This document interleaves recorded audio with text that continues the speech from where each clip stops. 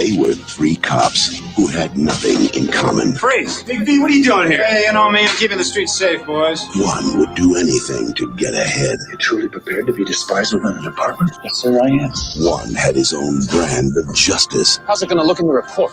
It'll look like justice. That's what the man got. And one loved the spotlight. What exactly do you do on the show, Jack? I teach Brett Chase how to walk and talk like a cop. The Night Owl Massacre. This is a heinous crime that requires swift resolution. 6 victims. One of them, one of our own. Interrogations will be led by Lieutenant Emanexley. I need some backup. Come on. All right, Collins boy, I'll help. Now, all of them are faced with solving one case. Don't move! I want confessions, Edmund. Oh, I'll break them, sir. These people are all in the morgue. And someone has to pay for it.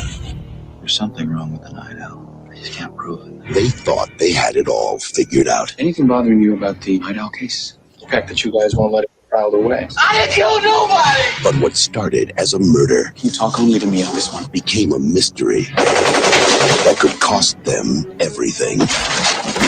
Why was Susan Leffert to the Night Owl? I don't know. I never heard of the Night Owl till today. How about some payback, big time? We need evidence. I'll get the evidence. It was an information exchange. You have any proof? The proof had his throat slit. What do you want, Exley? I just want to solve this thing. Even if it means paying the consequences.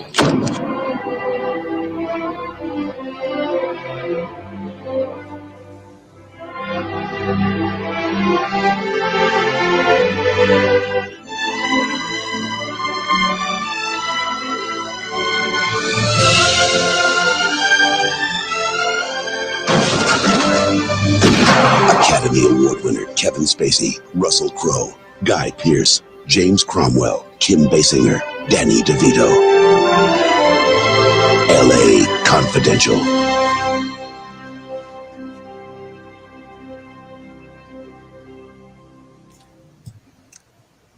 It's an audacious musical cue. Yeah. They were Also, three I cops. love that they got the "in a world" guy to do the voiceover because Yeah, it's but I very like that it's Well, they it were wasn't the three 90s. cops. Yeah, exactly. Yeah, exactly. My when I did the Letterbox review for this, I was like, if you like buddy cop movies, but like more buddy cop movies, and then another set of buddy cop movies. The man isn't wrong, folks. All the buddy cops. It's like buddy cop Inception. Yeah. Oh, yes. Yes, but the top is still spinning. By the way, I made the mistake of James Ellroy, who wrote the book. I made the mistake of clicking on a video that said James Ellroy on Obama, and I was like, Oh, "All right, no, I'm don't. curious. Yeah, I'll bite." no, and then never click on a video that says an No, author no, of popular books that says on Obama. Don't do it. Yeah, don't. Unless it's Stephen King, which it's fine. But like, yeah, like James Ellroy is Stephen King to. Well, I mean, Barack Obama. I'd rather talk about Stephen King's a big Obama fan, but yeah, James Ellroy is notorious. Like, he's a perfect example of like he's very much a libertarian leaning conservative that actually makes decent art, and he's one of the few. Yeah. So, Which I mean, but they're like, also- don't ever. It's like they're him also and David against Mamet. Police overreach. Like Well, that David is a- Mamet hasn't made in a long time, but yeah, he used to make good. But I often said like if I ever was in a bar with James Ellroy, I'd probably end in a fucking fist fight, frankly, because the guy's obnoxious as shit. But he's a good writer. Oh, And yeah. yeah. Fly on the wall for that. Yeah, put that behind the Patreon, right? Let's get those numbers up. They were Where they does were he live? drinking We're so going. they were drinking so peacefully, and then Obama came up somehow, and then Yeah. he started talking about entitlements, and then it was like it was on. And Neutron just bodied him. I don't understand what even happened. It happened so quickly. Fight between generations. Exactly. I mean, yeah, But, Elroy is quintessential boomer too. Anyway, whatever. Yeah, let's I should say we are here on a Sunday. It's a special Sunday episode talking about LA Confidential. We're off the record right now on the QT and very hush hush. You know what I mean? It's Wink, wink, nudge, nudge. You know what I mean? I just massacred that by On the messing Lord's up one Day. thing, hush hush. But you know what I mean? Yeah. I am Yeah. joined by Hollywood J Underworld. He's hanging out here. He's training cops for Hollywood movies. They use it against him. Artist, illustrator. He draws cops. Actually, he does some nice art where he draws police officers. How's it going? Hey, not too bad. I also got arrested for my art, so don't leave that out of there. Yeah, well, all cop drawings are bastards. So Yes. Hey, ACAB includes cartoons, buddy. Paw Patrol. Also joined by LA Conan Neutron, post-platonic reversal, music video star right now, badge of honor star too. Yeah, there you go.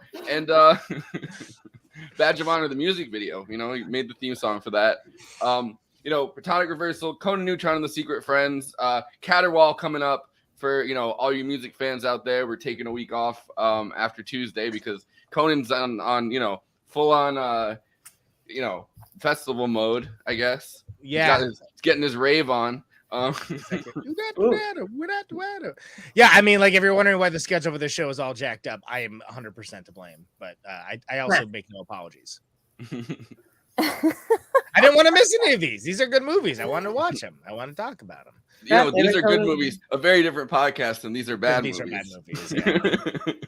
Which signed the petition Amy Bell created Neutron for replacing James Corden. Thank you very much.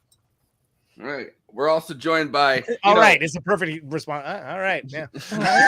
I'm trying to keep the bit going and not. Yeah. Don't break. We're also joined by Veronica Lake lookalike. She isn't cut. This is how she looks. She just dyed her hair. Just naturally gorgeous. Kristina Oaks. I'm Kristina on Twitch. Living life out here. Yeah. Johnny Depp and Amber Heard, biologist. I fucked that up. Scholar, as I was gonna say. I'm here to explore the genetic makeup of Amber Heard and Johnny Depp. Honestly, if she did ever have a daughter, she would kind of look like me, wouldn't she? She totally the Jane Goodall of Johnny Depp and Amber Heard. I've been in the sun shooting a video all day, and Mark Borchardt had me drink a giant sized beer like at the end of it. A mega pint, you mean? It was definitely a mega pint. Yeah. How many pints are in a mega pint? Not enough. I was gonna say our finest scientists still don't know all the of answer. them. All of the pints. Oh wow! Yeah, but but you are the scholar of that particular thing that I frankly don't care about. Yeah, I muted both words from Twitter. Amazing. I've never muted words before. I got so fucking annoyed the other day with everyone. You mean you never muted Jimmy Dore's name? I did that. No, I should. I should, but I like quote tweeting Jimmy Dore tweets and being like, "Shut up, moron!" And it doesn't mean anything, and he's never gonna like read it. But I don't know. It feels cathartic. Fantastic. We're still doing intros. What's going on? Mark, yeah. There he is. Hey, Mark. Also, weird flex, bro. Also joined Beetlejuice energy. Also joined by Detective Lieutenant Erica Strout, a Georgia-based filmmaker, detective, music video director, musician. She's one half of the musical duo Dream Tent, plays and sings the motherfucker in the live band of Conan Neutron and the Secret Friends. And especially also, this week, also is better at playing politics than the captain of the squad. Yeah, which is not hard, but yeah, that's the bar real low. Yeah. Did you say AOC? Yes, captain of the squad, AOC. Yeah, that's good. Libra. Someone posted. There's a New York Post headline today that was like, "Kids learn their AOCs instead of their ABCs." So in schools. That is super sick. I actually love that. That's great. Yeah. Oh. Is that one of those like meant to be like parodying like No, it was a real New York Post headline. It's New York Post. What do you expect? That's fantastic. I'm glad they still have that guy on who's just Based fantastic New York at it. Yeah. The New York Post is is what Hush Hush would have like transformed into over time. I feel like if Danny DeVito in this movie, L.A. Confidential. Spoiler alert, everybody! The initial narrator of this film doesn't survive to the end of the film, which is unsettling. Like realizing that is unsettling because like watching this movie twice in 2 days, like you realize like, oh, this is a person who's kind of bringing a narrative to the story, and then like halfway through the story, he just dies, and you're like, oh fuck, like who the fuck is narrating the story now? Damn, I think it's fresh and Rotten Tomatoes. Wow. I think he's maybe the only character that has a true understanding of the full world that it exists in too. Like someone like Mr. Exley, aka like the the simulant RoboCop, certainly like has a grand metrosexual robot. Metrosexual robot. That's good. Yeah. I mean, don't get me wrong. He looks handsome as hell, but he's definitely got like big, teacher's pet and snitch and hall monitor and like low grade like Fever administrative villain. Wally. The neighbor from Leave It to Beaver. Fuck it. You know what I'm talking about. Wally. Yeah. Is that his name? No. It was Eddie Haskell. Eddie Haskell. Right. Wally was the Big older Eddie brother. Haskell. Yeah. I was thinking of Polly Walnuts for some reason. Yeah, Polly Walnuts, Eddie Haskell, whatever. But Guy Pearce, second Guy Pearce movie in a row. Didn't plan that, but I'm here for it because I think Guy Pearce is actually underrated, especially that era of Guy Pearce. I didn't know he was Australian. He's super Australian. Have you ever seen an interview with him? Yeah, he's like I saw the first interview with him. Wait, what? Russell? Wait, who? Russell Crowe is also Australian, but Guy Pearce is also Australian. You didn't know so that? Objectively, the biggest star of this movie when it came out was Kim Basinger. Yes. Which is great, and that's one of the reasons why if you look at the actual movie posters came around this time, they all feature her, and why shouldn't they? She's awesome. But Russell Crowe, this is like one of his earlier films. This is one of the ones kind of brought him to attention, and for good reason. His portrayal of Bud White. Not early films, but it's like as he's breaking in. Early. Early like he's been doing movies for a while at this point. It's just he wasn't like mainstream Hollywood kind of guy. What was the? And didn't he turn it down initially because he didn't think he could play a tough character? Yes. And he's like perfect. He's the perfect Bud White. He does it so well.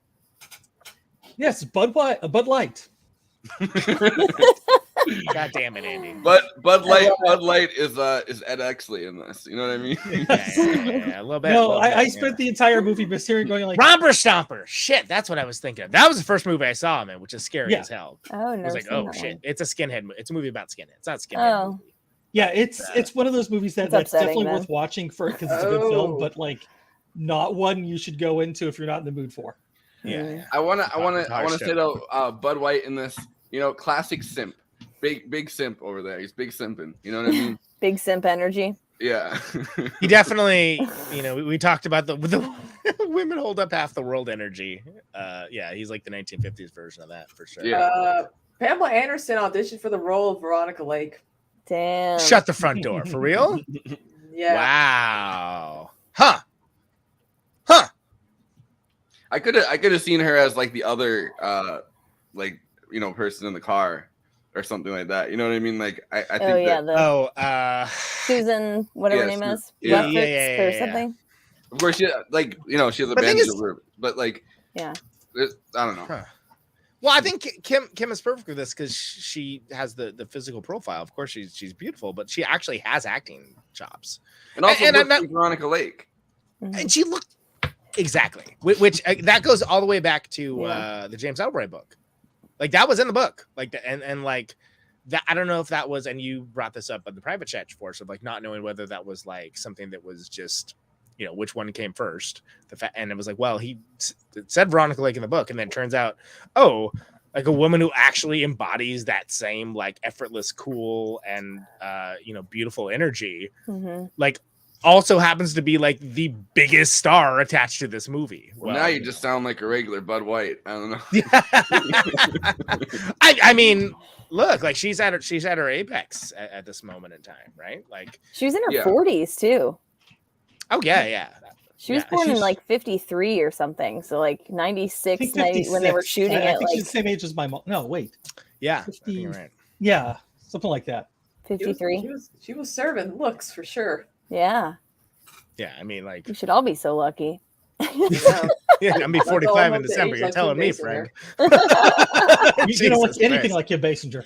You're right. I don't. Yeah. I don't think it's going to change anytime soon, Conan. I don't look like Guy Pearce either. No. You do look like a Conan, though. I do. Yeah. Big Conan energy. We're going to talk about how this was pre-American Beauty for Kevin Spacey. Mm-hmm. Oh, I suppose we should address that. Yeah. By the way, what year is that one? that monster is fantastic in this film. Yeah. Yes. Like most film season, unfortunately. Yeah. Great performance by the sexual predator. Yeah. He's sometimes he's great at playing a monster. Like he's good at playing a creep. What a gem.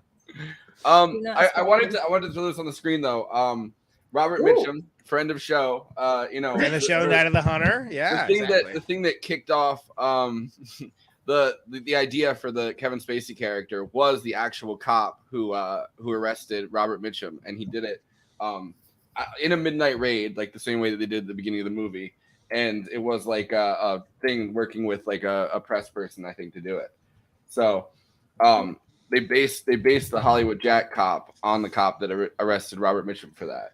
And they bring it up at the beginning of the movie. Yeah. Yeah. And it's supposed to be Elroy's kind of talking about like, whoever was advising for Dragnet, I think, maybe, if I remember correctly. Maybe it's not Dragnet, but like there obviously was no show called Badge of Honor. But but there was like actual and just facts, man, like all that, like there was like a sort of like weird, I love, like, people love talking about like the cozying up to the military industrial complex for like big blockbuster movies now, but like that's look, it was just like at a more local level. It was like literally like you have like actual people in the police force attached to this narrative fiction cop drama in the efforts to make it more real seeming and also give it access. Yeah, so this is our good friend Bobby Wynant talking to sexual predator Kevin Spacey about this isn't the awkward awesome. But this is they're talking about the what are we gonna do, not talk about it? I mean, Jesus Christ. Yeah, I mean, so they're talking about the actual cops that actually do that role. Do you know any of those celebrity cops? Because there are some in real life. Well, I don't really know them well. I have yet to have played a role in a film that required, sort of meeting with them. But there are in New York City. There's a number of them who are quite well known, quite appreciated detectives or lieutenants who are also, work on films and are technical advisors on films.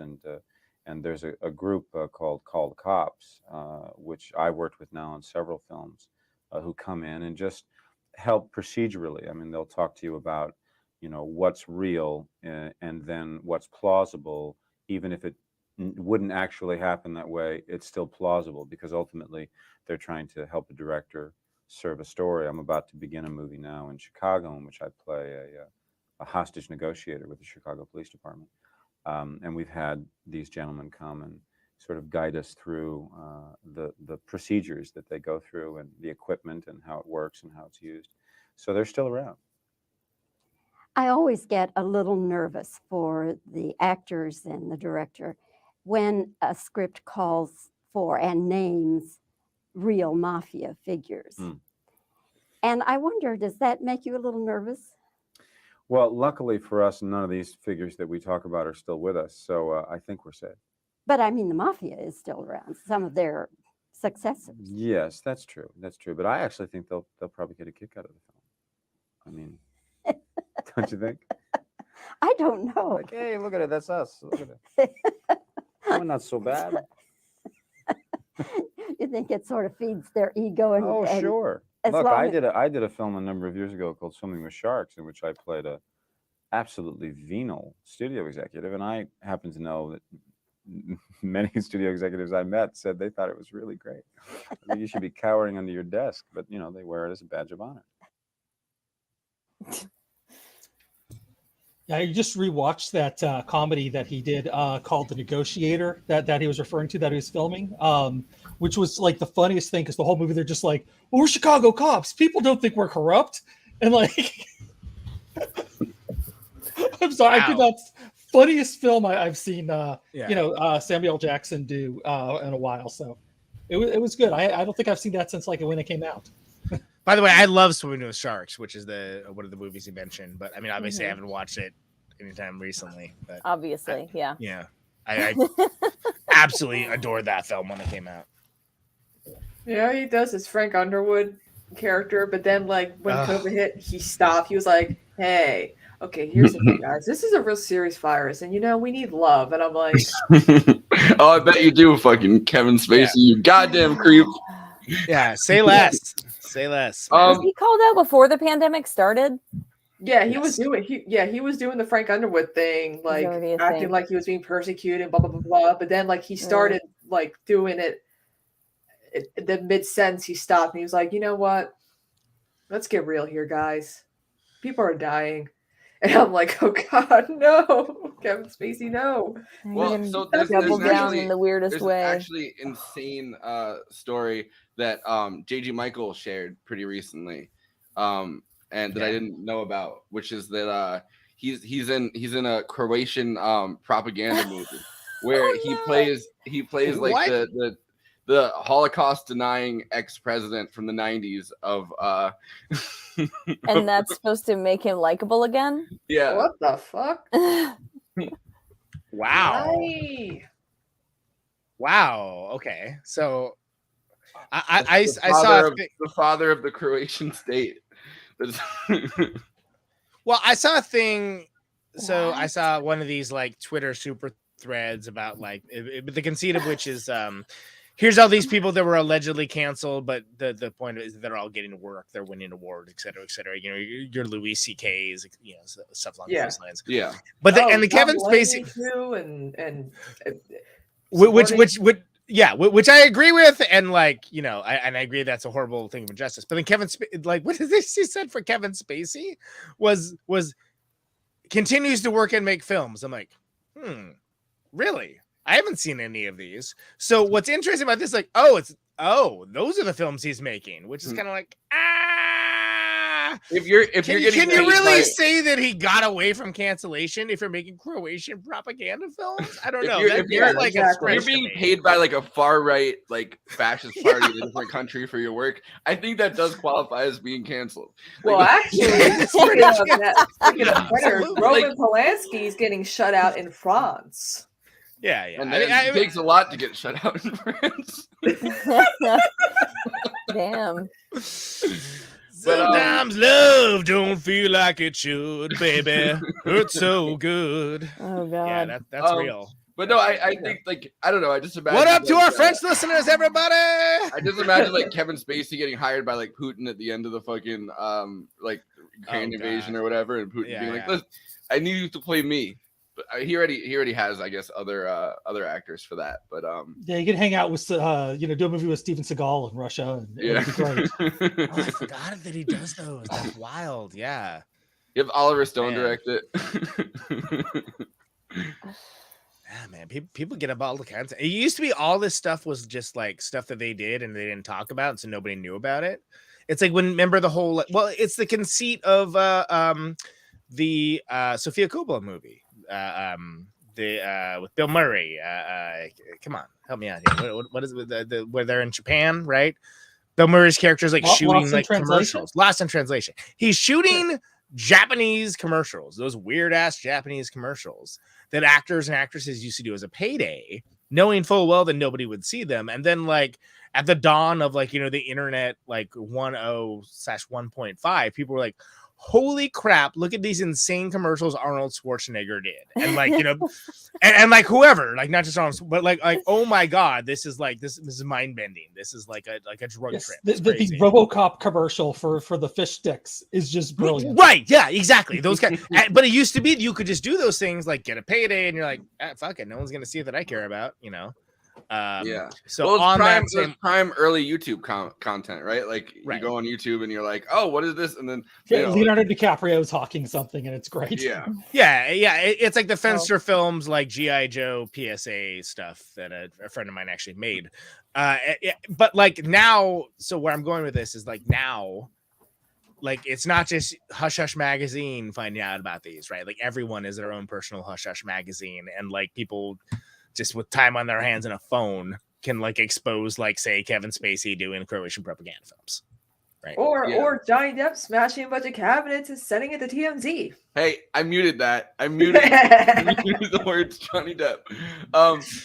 No, I think also something that they touch on in this I guess bad choice of words for the scene I'm about to bring Go away, everybody. Something that they touch on Okay. within the LA Confidential, but they don't go into too much. Is that Danny DeVito has that one line that he tells Kevin Spacey. He's banging whores. Where banging whores. Why are you echoing? But is that one line he tells Wait, Kevin why are you Spacey echoing, where, Forrest? I don't know. Do you hear that echo? I do hear that echo, and it keeps I don't making me hear an lose echo. track of what I was saying. Well, It ain't me, Haas. let me see. Is it? I don't know. So I don't hear it anymore. Oh, I don't hear it now. But- Yeah, okay. All right. Okay. Never mind. So- What were you saying? So Danny DeVito touches on this where he says, oh well, he's not queer, and he's not wait, I wrote it down, but he's like, this is what I call something. He's not queer and he's not a communist, so it doesn't interest me, because those are the things at the time that you could blackmail somebody for, right? Like, because this is 1949 that this movie takes place, I believe, like, or early. Even the gossip mags are going to go for the red baiting, right? Yeah, well, Or that the- seems or- like or that the is baiting. that seems like it is his thing, right? Like blackmail, like things you can blackmail somebody for, and you're thinking about like, oh, what are the things you could really blackmail someone for in LA at this time? And it's like, oh no, like either they were a communist or they were gay, or or it's something like you set someone up to buy weed and you make a story out of that. But like, I don't think that's as interesting at that time period, unless it is someone like Robert Mitchum. Like, I don't think it's as interesting as like, big commie energy over here. I'm trying to think of like some of the big like gossip columnists in in Hollywood for back in the day. I think one Luella Parsons is what comes to mind. Yeah, and we talked a bit about this in Hollywood Boulevard too. Yeah. Well, Parsons Gossip and columnist. Hedda Hopper is the other one. Yes, He yes, was yes. in- They were rivals. They had to out gossip each other. But What a job. big commie energy on this show. No, and I think that Comedy Night Extravaganza. they also found a way to make, and this is not what Danny DeVito's character obviously in this movie did. He's the seedy side of it, right? Like he's the person kind of just setting people up to do stuff so he can get a story out of it. But there's the other side of it, which is Luella Parsons and who were like kind of making these matches and like taking stars under their wings and actually like benefiting certain stars' careers, deciding like, oh, I like this person, I don't like this person. And actually like boosting people based on that. But then you have the seedy side of it, which is, Danny DeVito setting someone like Robert Mitchum up to get arrested. Like, Damn you, DeVito. He's a sneaky little bastard. Friend of the show, Robert Mitchum. Yeah, exactly. But I mean, all that stuff all happened. I mean, Yeah. very much based in. Yeah, Danny DeVito did all that. Danny DeVito. Danny he's DeVito's way been older around than he forever. looks. Well, what a lot Right. of people don't realize. Go ahead. I'm trying to do the Danny DeVito Frank Reynolds dance while I'm sitting down. Oh, I see. Yeah. Well done. The Danny DeVito James- setting someone up. Oops, I dropped my monster condom that I used for my Magnum. Magnus Toboggan. MD. What a great You show. got the HIV. Okay.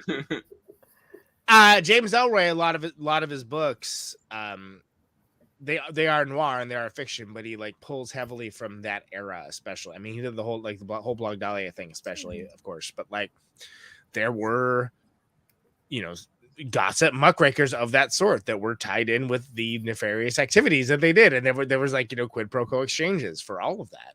Mhm. And it's very interesting that, again, this is a star-studded cast, even though some of them aren't really like stars in the traditional sense of the term yet. But like, this is one of the movies that helped kind of propel some of those careers along, right? Like, I mean, this is sort of like, to a certain degree, like one of Russell Crowe's first big breaks. And he's so fucking good at this, at that guy who is like 80% like white hat protagonist and 20% kind of a piece of crap. Yeah. And which is so noir. That's like the noir thing, right? And it's I certainly mean, you wasn't can't this like Simon Baker's like movie debut too? maybe. Which one, Simon Baker? Yeah. Who Which played one? Who- Matt Reynolds. Oh, Yeah, I think it was. probably, maybe. I don't know. Let's just say yes. probably. Yeah, I don't know. But You wanna- I love. You I want me to love Google that for you? I'm pretty sure I found. Yeah, it was. Oh, okay. I'm glad we sorted that out. No, I was just gonna say that, like, look, you have all of these types of characters, like the James Cromwell type of character. The only thing different about like the real character versus like, you know, what was played on the screen is that like the real characters never got caught, really. Yeah, that's the only thing, you know. Not until the 90s, which is the decade that this, you know, that this stuff is all happening, right? In, which is doubly hilarious because, as you pointed out, it's like it's to a certain degree, it's like the perfect like ACAB movie, but not at all what James Ellroy intended, which makes it the best example of horseshoe theory in an inadvertent manner because it shows that like, hey, like here's why they were doing it. They were doing it because like, well, their justification is these are bad people, and we're putting the bad people away. And then taking over their societal functions. Right, well, absolutely. But the thing is, their whole justification, it's important to understand, because remember, they're not the villains of their own story, right? And this is another noir thing, that like they are doing right. They're doing the things that no one else has the quote unquote guts to do in their minds. Mm-hmm. And that's what's so fascinating about this is like that has just continued to be the case the entire time. And as what tends to happen with like shifting morality is that the morality has like changed to be like, you know, identitarian politics of like, well, you know, they're obviously suspect, you know, if they're the wrong color for that neighborhood or whatever, right? You know, and that's, I mean, it's amazing because James Ellroy of all fucking people managed to inadvertently retroactively make one of the more interesting movies with great narrative function about the function of police in modern society, which is not at all what he was trying to do, but it worked out that way. And it's freaking chest fingers. And the timeline, right? And I don't think I said this on screen. I think I said it before we went on. So the timeline is that the novel gets released in 1990. 1991, I believe, is the Rodney King beating, which, you know, puts police brutality at the front of everybody's minds. Then in 94, like 93, 94 is the whole OJ trial going on, right? Javier Arvando is the killing that started the Rampart scandal. So that broke right before this movie came out. And then in 1998, a year after this movie came out, the Rampart scandal, which is the scandal that literally is, if I'm not mistaken, the one that shows that like, oh no, like the LAPD is literally like kind of working with gangs. They are gangs. You know what I mean? Like like cops are also in gangs. Like, and so you find out. No. but that's kind of where we get that's kind of where we get the first time anyone kind of acknowledges that information with the LAPD specifically, and then, you know, things that happen with the LAPD usually transition out to the rest of the world, like, you know, SWAT teams and stuff. So it's kind of a fascinating time period for this movie and the book to come out, because the LAPD, you know, quite a decade there, quite a decade run. They need some real PR help for a while there, Yeah. Now they're getting all you know, now cops are getting all that COVID money that we desperately need. But, you know, this kind of puts the PR front and center, right? Like the beginning of it, you know, they have that huge brawl, and that's how I can't remember his last name, but I wrote it down. The guy that you know, Bud White's partner, his initial partner, Stensland. Stensland, yeah. So, you know, they use him as kind of the fall guy, and then obviously murder him. And, you know, even if they weren't going to murder him, like, I don't think necessarily a cop would end up dead today, but like it shows, right? Like there's a scapegoat that they kind of are like, well, this is the guy that we're putting in front of everyone to say, oh, see, like someone's got to pay for this. And it's like the worst cop, and they want to keep the ones that are, you know, the most brutal working for them. And, you know, they want to find one guy to kind of pin everything on. And this movie does that, shows you like intrinsically, like when they say the new LAPD, it's a facade. Like they want to keep a facade going of like, oh, well, you know, just enough people are kind of held accountable in the lower ranks of this institution that, you know, that the public thinks that we're like running accountability seminars over here or something. Yeah. I couldn't help but just like, this is sort of off topic, but like the whole time I was watching this film, I kind of went in blind because admittedly I had not seen it until I watched it in order to talk about it with y'all. Oh, wow. Okay.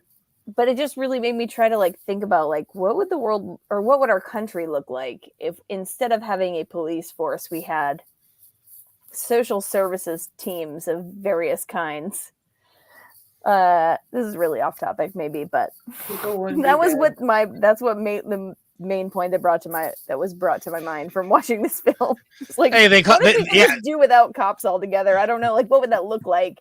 Back in the day, they called the public welfare department that shack that Bud White was working over the people at, and we liked it. Yeah. Oh, it was. Yeah, I don't know. I'm not like fully convinced either way on it at this point because I don't know what that looks like, but I think I've talked to him about it. Jason Miles has some really interesting has gone into like this topic specifically a lot because he did work as a counselor with homeless people at like a hotel where they were kind of social workers were kind of housing them, and he had a lot of like. I don't know. He has a lot of, I think, more complicated thoughts about, like, I think he just published an article about it, actually, but like more complicated thoughts about how social workers are trained to handle things and how that's not always, the best solution either. And so I don't know. It's one of those things where it's like, where does that leave us then? Like, because I think, cops are fucking shoot first. Like, that's what they're trained to do. They're trained to be like, you know what? This is always a dangerous situation, which sometimes it is, but like, you have your gun in front of you. Your life is more important than whatever life you're, allegedly trying to protect. And so for that to be like, that's not a sustainable way to run a society. And I think this movie, we're bringing it back to this movie, intrinsically shows that, long before you could really document, things in real time, what that kind of looked like. You find out about a police murder or something like the next day, and there'd be someone like Danny DeVito on the payroll or whatever of somebody else that's typing the story up, and like everybody's kind of using it for their own ends, and it's not a sustainable way to run a society, I don't think at all. But here we are, decades later, and it's worse than it ever was before. Like now they're militarized. Like yeah, it's only gotten worse. Well, and that look, I don't want to sidebar this further, but yeah, if people actually people wanted any of that to change, then maybe choose messaging that does more than catharsis. Because what did defund the police get us? More funding for the police, and that was the most predictable result possible. It's funny that people were like, Bill de Blasio saying funding the police, and they're like, no, we want more funding for the police, and I'm like, well, because it's meant to cause catharsis. It's not meant to drive results. If you drive results, you talk about police reform. Done. Police reform. It needs to be reformed. I've never worked for the police. I have worked in police departments. They absolutely have too much funding, and what they use is to shop for fucking weapons as well. Bed Conan over here. Or dealing with like lawsuits against like wrongful like things like misconduct. Yeah, exactly. Yeah, exactly. Well, but the thing is, like, that's what. So, like, but if you actually want to change, but that's the thing. Nobody cares about changing anything. They care about shouting a cool thing to be heard, and that's one of the most obnoxious. I just want everyone to buy a copy of Don't Think of an Elephant and read it. Because there was a golden opportunity, and the left, and it is the left, fucking blew it. And anyone that tries to argue with me, look, let's do a debate. I fucking hate debate shows, but if someone wants to do a debate about the messaging for why defund the police was a good message, okay, I'm gonna contact Dylan Burns' guy. Danabo, we're watching this. Well, no, it's framed language. Framed language. It matters. Language. I think it's a very demoralizing. It's a very demoralizing thing to realize this timeline. But 1 year from, and I double checked this, 1 year from protesters in New York City taking City Hall and like forcing de Blasio to say that he's going to take something like 10% out of the NYPD budget, but not ever giving any actual specifics about what that means, because of course, like, you can't hold somebody to that for long enough to actually get like a specific plan. Like, you get there and the guy said, like, de Blasio was like, yeah, sure, we'll do that. And then, then the alleged, don't hurt me. The alleged COVID crime wave came into the city, and exactly a year after de Blasio made that announcement, Eric Adams was mayor. Fucking insane year turnaround. Super tough on crime. He makes Rudy Giuliani appear like a little boy. Well, I mean, Giuliani is, but yes, except a little. Good point, Stevie. Yeah, police accountability is good. Police reform is better. Thank you. This is a this is a movie taking it back to that with no police accountability. There's no and here's what's jacked up. The author of the book, James Ellroy, thinks it's cool. There shouldn't be. Like that's what's so great about the horseshoe theory of this, right? That like James Ellroy thinks it's awesome. We should go back to the day when the police were able to do whatever they want. That's when we got stuff done. He actually believes that, which he's a good writer. But it's again, that comes back to the fact that I probably curb stomped that dude if I met him in person, right? So yeah, I don't know how you get that out of. Ooh, we went up a level from last time, Conan. I'm getting worked up. Let's go. First Conan's like, I'd swing. I don't know what the results would be. He's like, nah, I'm stopping it. I know. I'm curb stomping him. I'm gonna give him a romper stomper at the end of the show. I know. I'm wait till the after party. I'm taking him into onto Sunset Boulevard, and I'm just stomping the teeth into the ground. Well, never mind the like racial part of it, like where it's like, oh, they just like killed some black guys and it was fine. Like, yeah. I just framed them, killed them, and framed them and killed them. But I mean, it's it's kind of the decade for that, right? Like the 90s are kind of when people are realizing. Which decade isn't for that though? No, I know, but we want to return to the good old days. What good old days? I didn't watch this movie and feel like this is the good old days. I watched this movie and I was like, holy shit. Not you, but the guy who wrote the story. No, I know. I'm just saying I'm sure. Like I watched this video on Obama. Like I know he's not a fan of racial equality over there. But I think that this movie, like I leave this movie kind of feeling more demoralized, feeling kind of horrified by some of the stuff I saw. I mean, it is stylized enough, I think, that you don't feel the full impact of the violence, which I think is good. But because you don't want to feel the full impact of all of the violence in this movie. But like, it's not stylized in the sense of it's horrific. Like you still kind of feel like, and the way that they film it even, right? Like, Ed actually shooting the last suspect, because his gun gets stuck in the door and goes off, and with the blood splattered all over his fucking face as he looks down, like horrified kind of at what he's done. And that's not easy to witness. And the one the woman that got raped, because they did commit the crime of rape and tying that woman up and almost killing her, and then for her to say like, well, would anyone care if like a Mexican woman got raped from this neighborhood in LA? Like, would anybody actually care unless a bunch of white people had died? Like that's those are like those small moments in this movie that you're like, yeah, this is fucking horrific.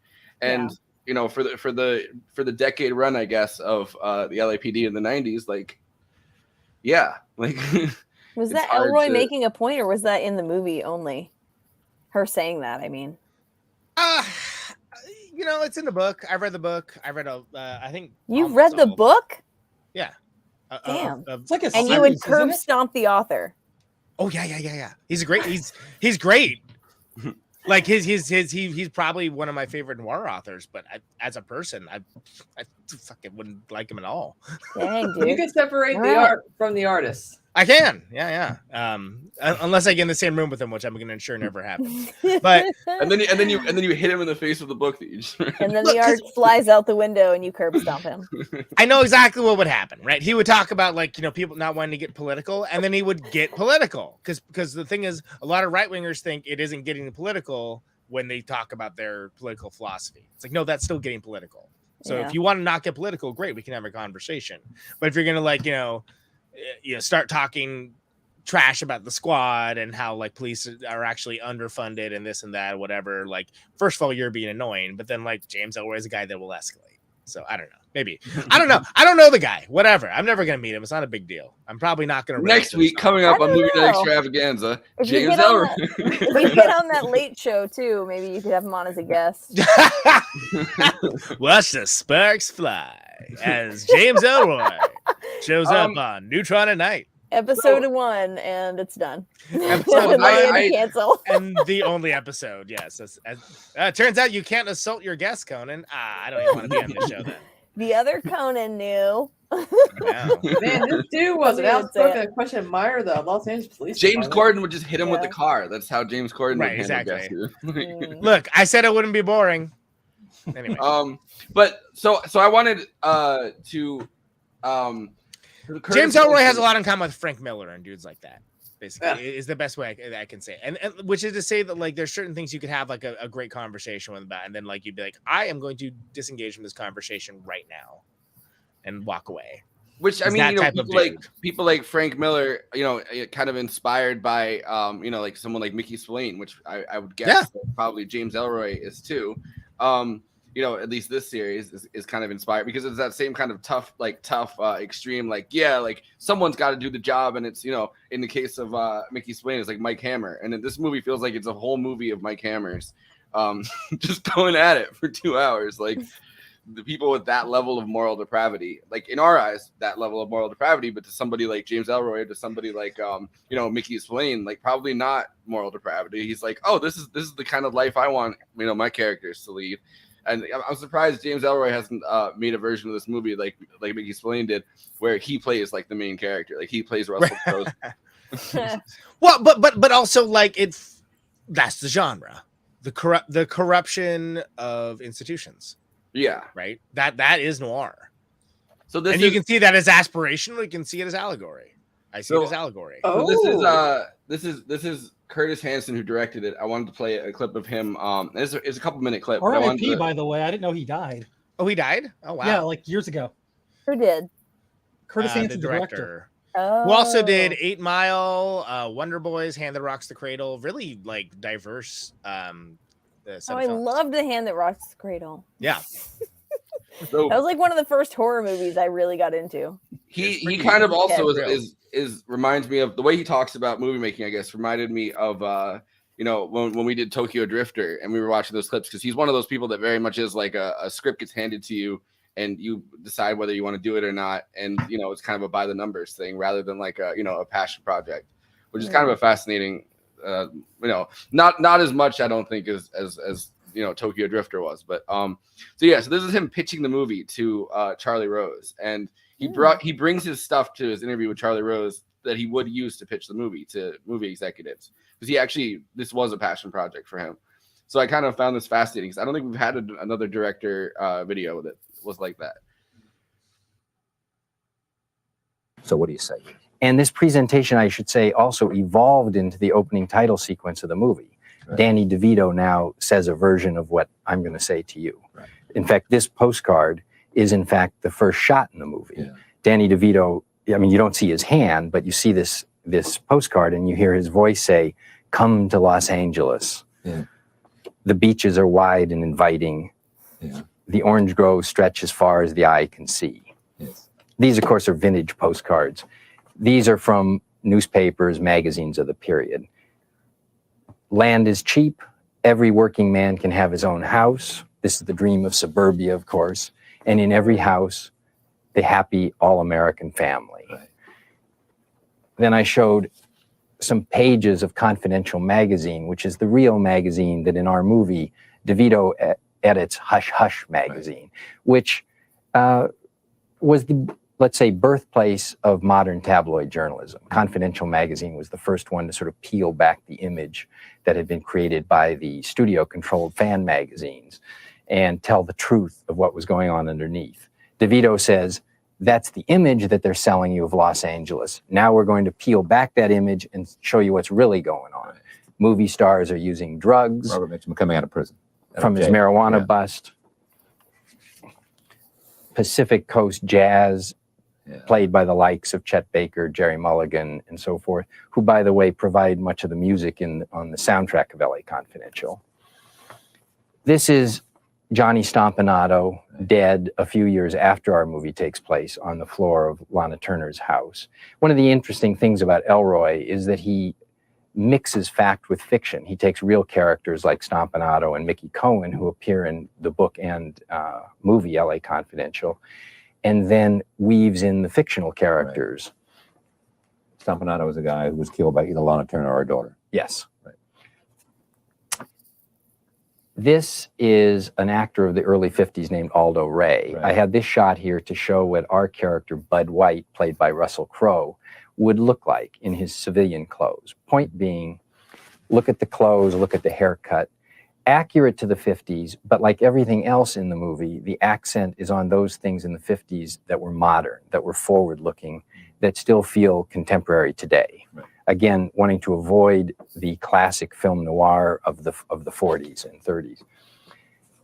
Movie star glamour from the previous decade, the 40s, this is what we were not doing in the movie, except where Kim Basinger's character, who, as you know, plays a hooker that looks like Veronica Lake and sells that resemblance to her customers, she creates this aura of fantasy and illusion and sells it. Right. But LA Confidential, the movie, and its characters are what's going on behind this illusion. You make this presentation larger. Yes. Arnold says what? He said, let's make it. And you said, but... I said, but you haven't read the script yet. He said, I don't need to. I see the movie in your pictures and in your eyes. And that says something about him, doesn't it? Yes, it does. You know, he trusted you at that point. He trusted me. He saw passion in you. He saw passion in me. He referenced another director that he worked with in his beginnings as a producer, which was Sergio Leone. Arnon's first production was Once Upon a Time in America that Sergio Leone directed. And he said, I feel the same way about this project as I felt about that one. Talk's cheap, of course. When he was put to the test was when I told him how I wanted to cast the movie. And my dream was to find a couple of actors to play the parts played by Russell Crowe and Guy Pearce that the audience didn't already have an emotional history with, that they didn't already feel they knew well. And the miracle is, not only did I get to make the movie, but I got to cast it the way I wanted to. All right, speaking of casting, this is a scene between Vincennes, played by Kevin Spacey, and Hudgens, played by Danny DeVito, where they orchestrate the arrest of two young. But yeah, I don't know. I think it's interesting that he brought his materials with him to the Charlie Rose interview to actually pitch the movie to him. You know, during a kind of neo-noir, I guess, comeback, right? Like, I think that in the 90s, like, you know, they were making a lot of neo-noir types. I mean, more stylized. I guess postmodern is the word I'd use. Yeah.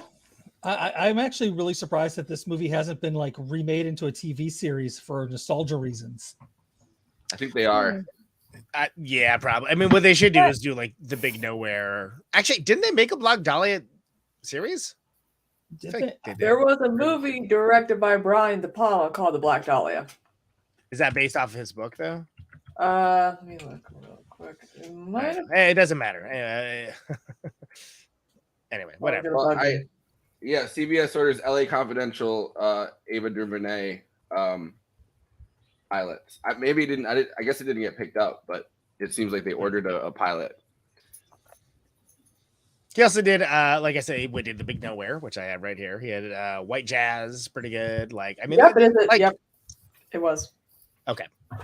Well, they made it apparently because Walton Goggins is in it. Really?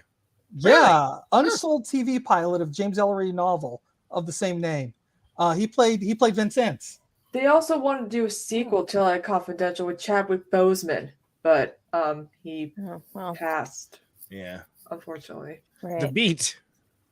Yeah, I want. We got the beat. We got the beat. We got the beat. James Cromwell. I think it's really funny that he's amazing in this, but he in real life is the literal opposite of the character. Yes. Like, he could not be more different than a corrupt fucking police captain. Is he Irish?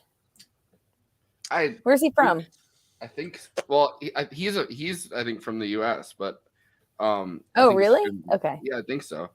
I feel like I've seen him in so many things, and I swear I've seen him with an accent more than not. Yeah, born in Los Angeles. Jeez. Oh. City of Angels. Was that the only non-Australian in this film? Anyway. Los Angeles. Kim Basinger is from Athens, Georgia, by the way. Really? That's the image they're selling you. As somebody who lived in Athens for over 20 years. Oh, wow. Evans, really? I heard so much more about REM and the B-52s than I ever did about Kim Basinger being from Athens. Yeah. I don't know why, because she's rad. This is when you were both married to Alec Baldwin. Yeah. My bit was like everybody stepped on my bit, which was going to be Los Angeles, City of Angels.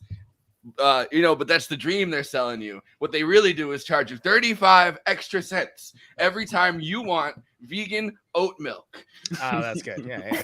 James Cromwell, right? Yeah, because Yeah. he gets all. That dude lives puts his near money me. where his mouth is. He's yeah.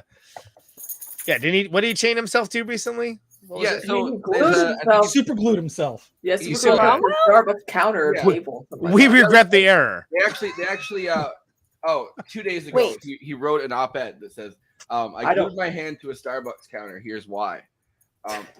But there's a paywall. Why the fuck does Washington Post have a paywall? It's owned by the richest man like alive. So you Because think that they you would do. think that you could have a free it would be free to read the article. But anyway, yeah, so he Get the print. he chained himself to, or super glued himself to a Starbucks counter because he's protesting the fact that they charge, which is something that really As one does. people up. Yeah. They Totally Naturally. normal behavior. they charge an extra 35 cents or something for oat milk and milk, like vegan milk alternatives. I'm sorry, I shouldn't Is laugh. he a member of But- PETA? He is. I don't know if PETA is what he's a member of, but he He's is. a lefty. Yeah, he's a Like, huge hardcore lefty. environmentalist. He's the lefty I've from way actually- back. I've actually been in the room with him while he gave a speech about environmental issues in Albany. Okay. I Good mean, for that dude. respect, or we're Yeah. doing a lot of damage. I get it.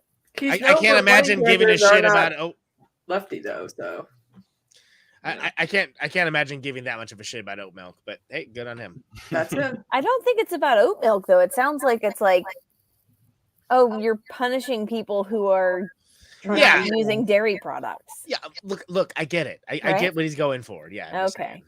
He also, All right. I'm an oat milk fan. Okay. he I also get chained it. himself. Like, He chained himself with a bike lock at one point to a power plant near me, like down the road. Damn, James Cromwell. All right. Yeah, he's been doing that. He's been doing this stuff for. Oh, LA noted Confidential sheep and pig noted sheep pig trainer. Can we not bury the lead here? I mean, I know Babe, but wow. All right. Yeah, so he in Middletown, which is like half an hour from me. I like this, like LA Confidential first, second credit, noted sheep pig trainer. Like he's not done other things, but okay, yeah. he's been Like in Star so Trek. many things I've seen. Yeah. He's a legend, man. That dude's He been in invented the millions. warp drive on Star Trek.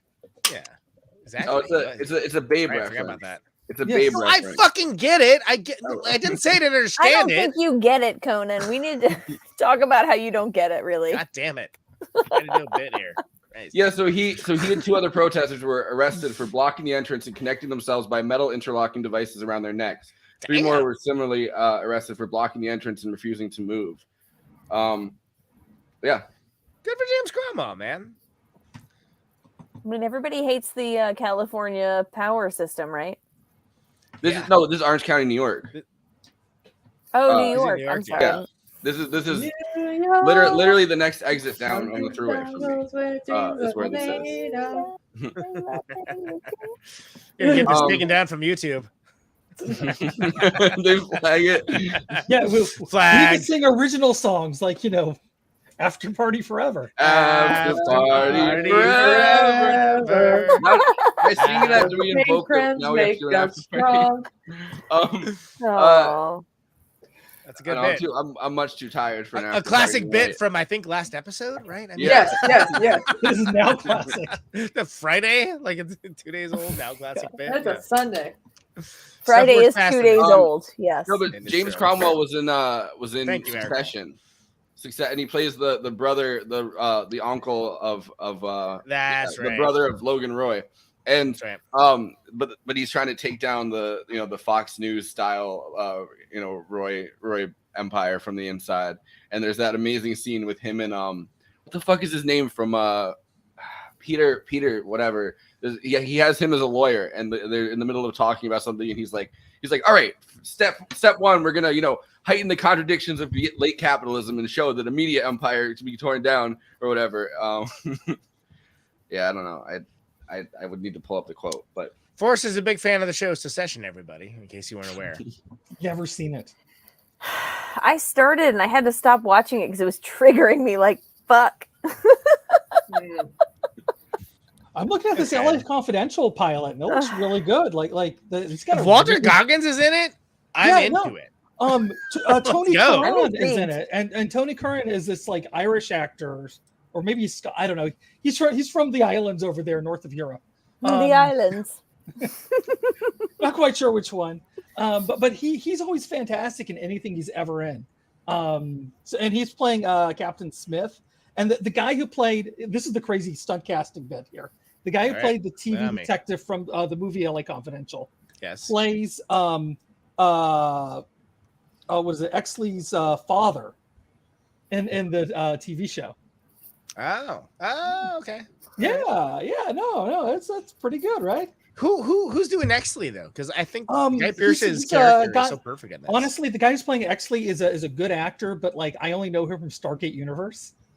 I like Stargate Universe. That was one. I was waiting for you to bring up Stargate, Andy. Yeah, I know. Ding, take a drink. I was like, what? There it is. Guy Pearce, by the way. Not in Stargate. God damn it, Andy. Priscilla, Queen of the Desert. Anybody remember that movie? Yes, yes. Also Guy Pearce. Yes, this trying was to his get first, do an episode this on was Bad his Takes. first like big American movie, I think. Yeah, I mean, not kind of Memento, right? Oh wait, this is for Memento. No, this is like a couple years before Memento. But it's see, I have this condition. It's fascinating having watched those movies back to back, though, because Memento is very much kind of the opposite of this, with Guy Pearce at the center of it, right? The center of gravity for the entire thing, the center of memory loss for the entire thing, and all the other characters are kind of the other characters are kind of side plots or whatever that you have to figure out. This movie, there's intertwining. It's kind of the opposite. You know what I mean? Like, I don't think you can say that there's a star of this movie. Like, they're all kind of ensemble. Yeah, absolutely. And there's always like the shifting perspective of like who's the lead at any given moment too. Yeah. Well, I think it's earned when, I mean, this is in the book too, but when Bud White and Exley like team up, it's not because they're buddies. They have a common goal. And it's sort of like, it feels earned. That you're like, oh yeah. No, they're very much not buddies. No, it's very clearly. But there's a begrudging respect of like, okay, I appreciate what you do. Okay, I appreciate what you do. Like, did you recognize that? Like, isn't that kind of the thing with buddy cop movies? Is that it's a forced partnership? Like, here's your partner, and they're like, fuck that guy, and then like, no, you have to like figure out how to get along with him anyway. Like, yeah, but this movie has like 5 different times, because like Ed Exley, the only cop he trusts because everybody hates him, because he has no buddies whatsoever. He's like the least popular dude in the entire police department. So he and Hollywood Jack kind of having a partnership of mutual whatever, and then Bud White having a kind of a mutual partnership with Stenson or whatever, who gets fired, so that he's left without a buddy. But then, you know what I mean? Like, there's interlocking buddy cop things throughout this movie. You're like, oh shit, this is like the 5th iteration of a buddy cop situation. But to follow Erica's point, it is like the forced partnership. Except for what they're doing is actually exposing the corruption of the LAPD, which is interesting because you don't get a lot of that. I mean, you get corruption of institutions, certainly, but it's rarely focused on the actual investigative entity. That's what makes this fascinating to me. Unfortunately, I think the person I kind of hate the most in the fucking political system in New York right now, Eric Adams, is an Ed Exley type. Oh yeah, your old buddy, right? Working it back in there. That's good work. Yeah.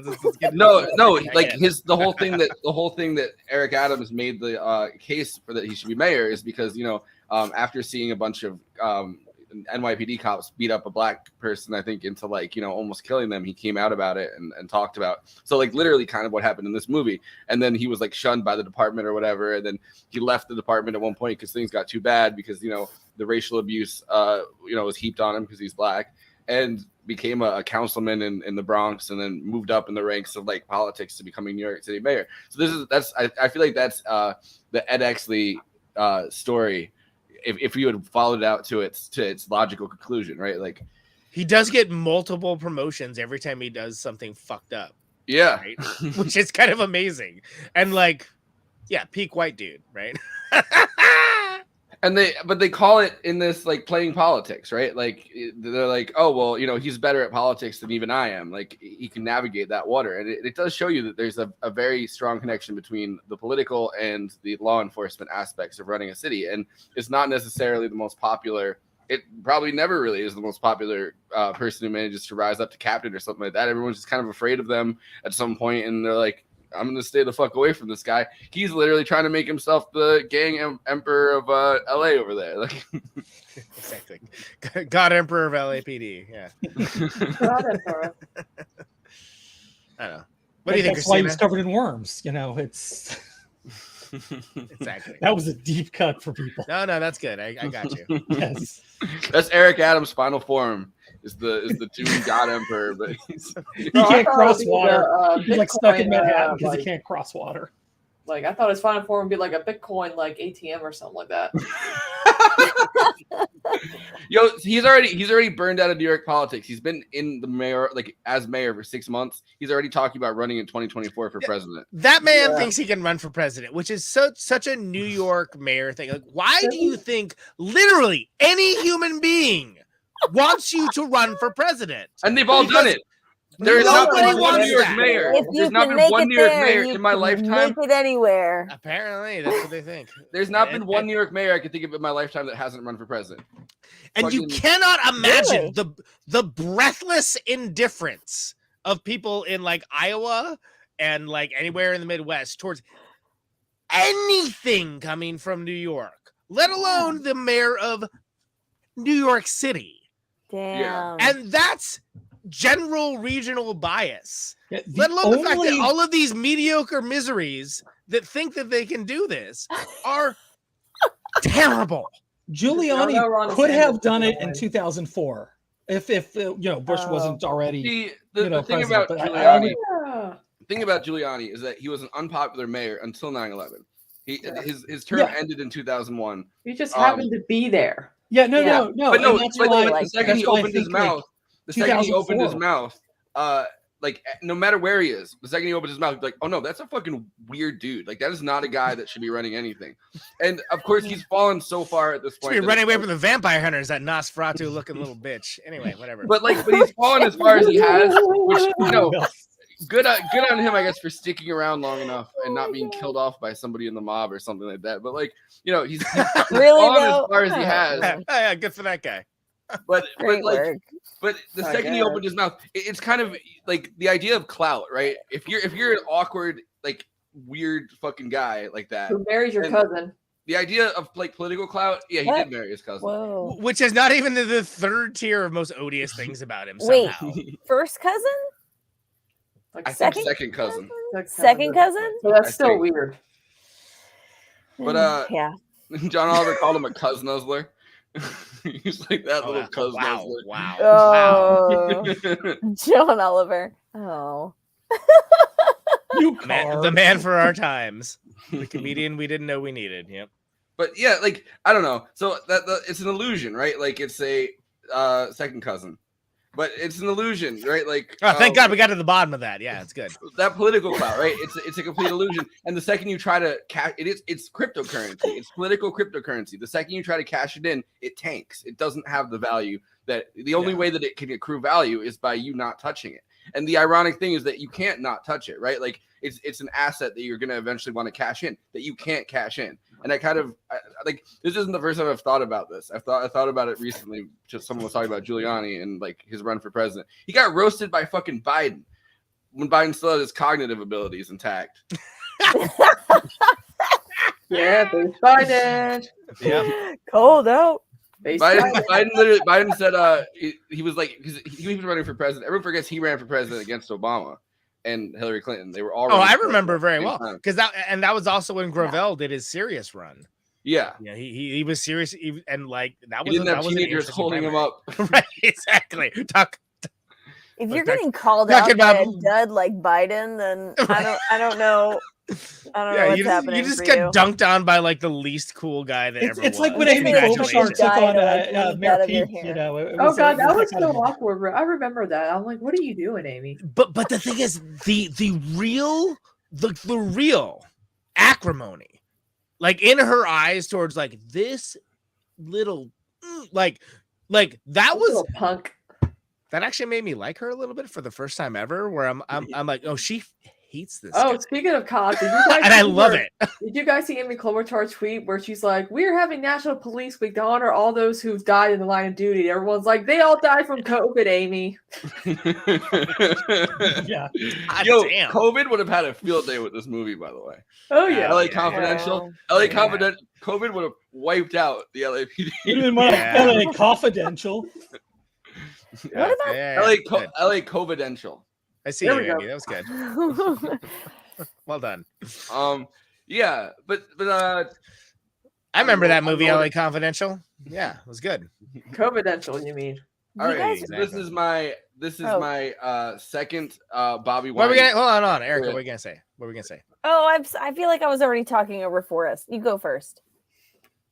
I do it all the time. Doesn't bother me. Well, no, make your point because I have the second of my two Bobby Wine clips. Oh yeah, let's go. Yeah. She interviewed everybody involved in this. She interviewed James Elroy even about. Let's go, Bobby. I did not watch that one because I did not want to.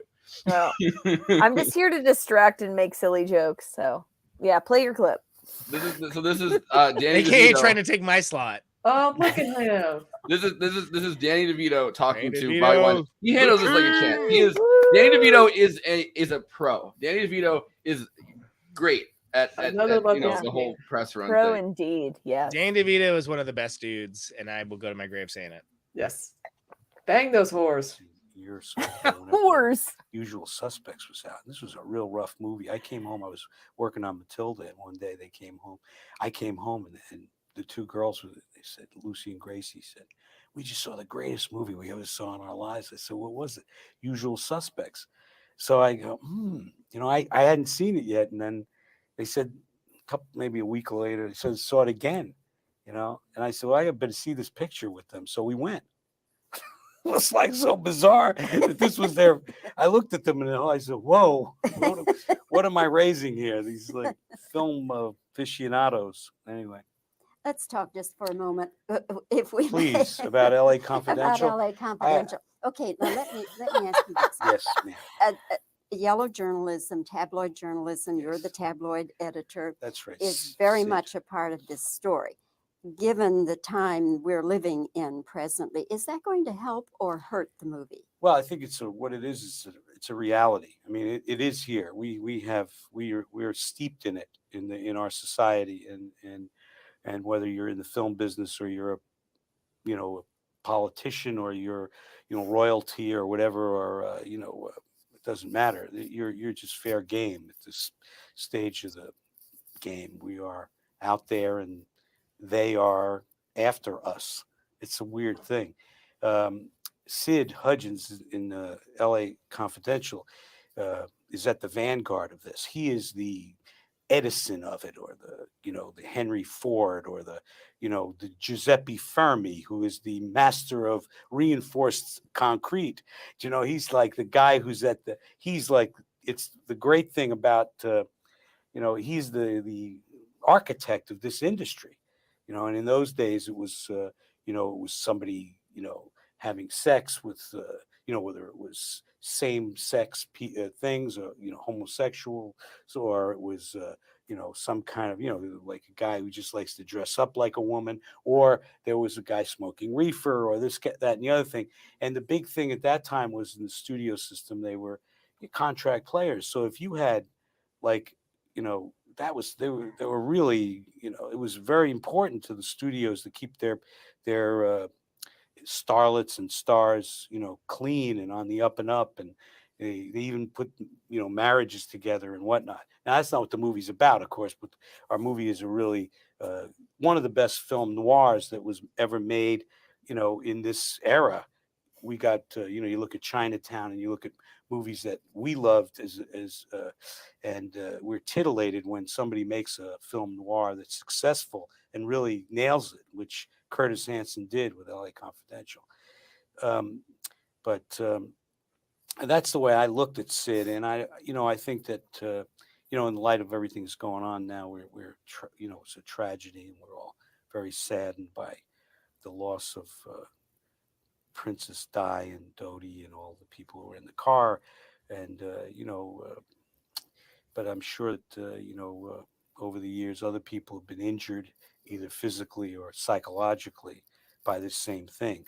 You're always hearing stories about people photographing people's infants or sneaking up in their yards and videotaping their kids playing in a little pool, or, just the privacy is like, and it's morality is what we're talking about. And that's got to come from the people who are behind the camera, the people who are out there stalking people. They have to, come to their senses somehow. I mean, somehow. I don't have the answer. I'm sorry. Well, I don't think any of us have the answer, but again, congratulations on LA Confidential. Thank you very Heck much. of a picture. Thank you. We'll see you.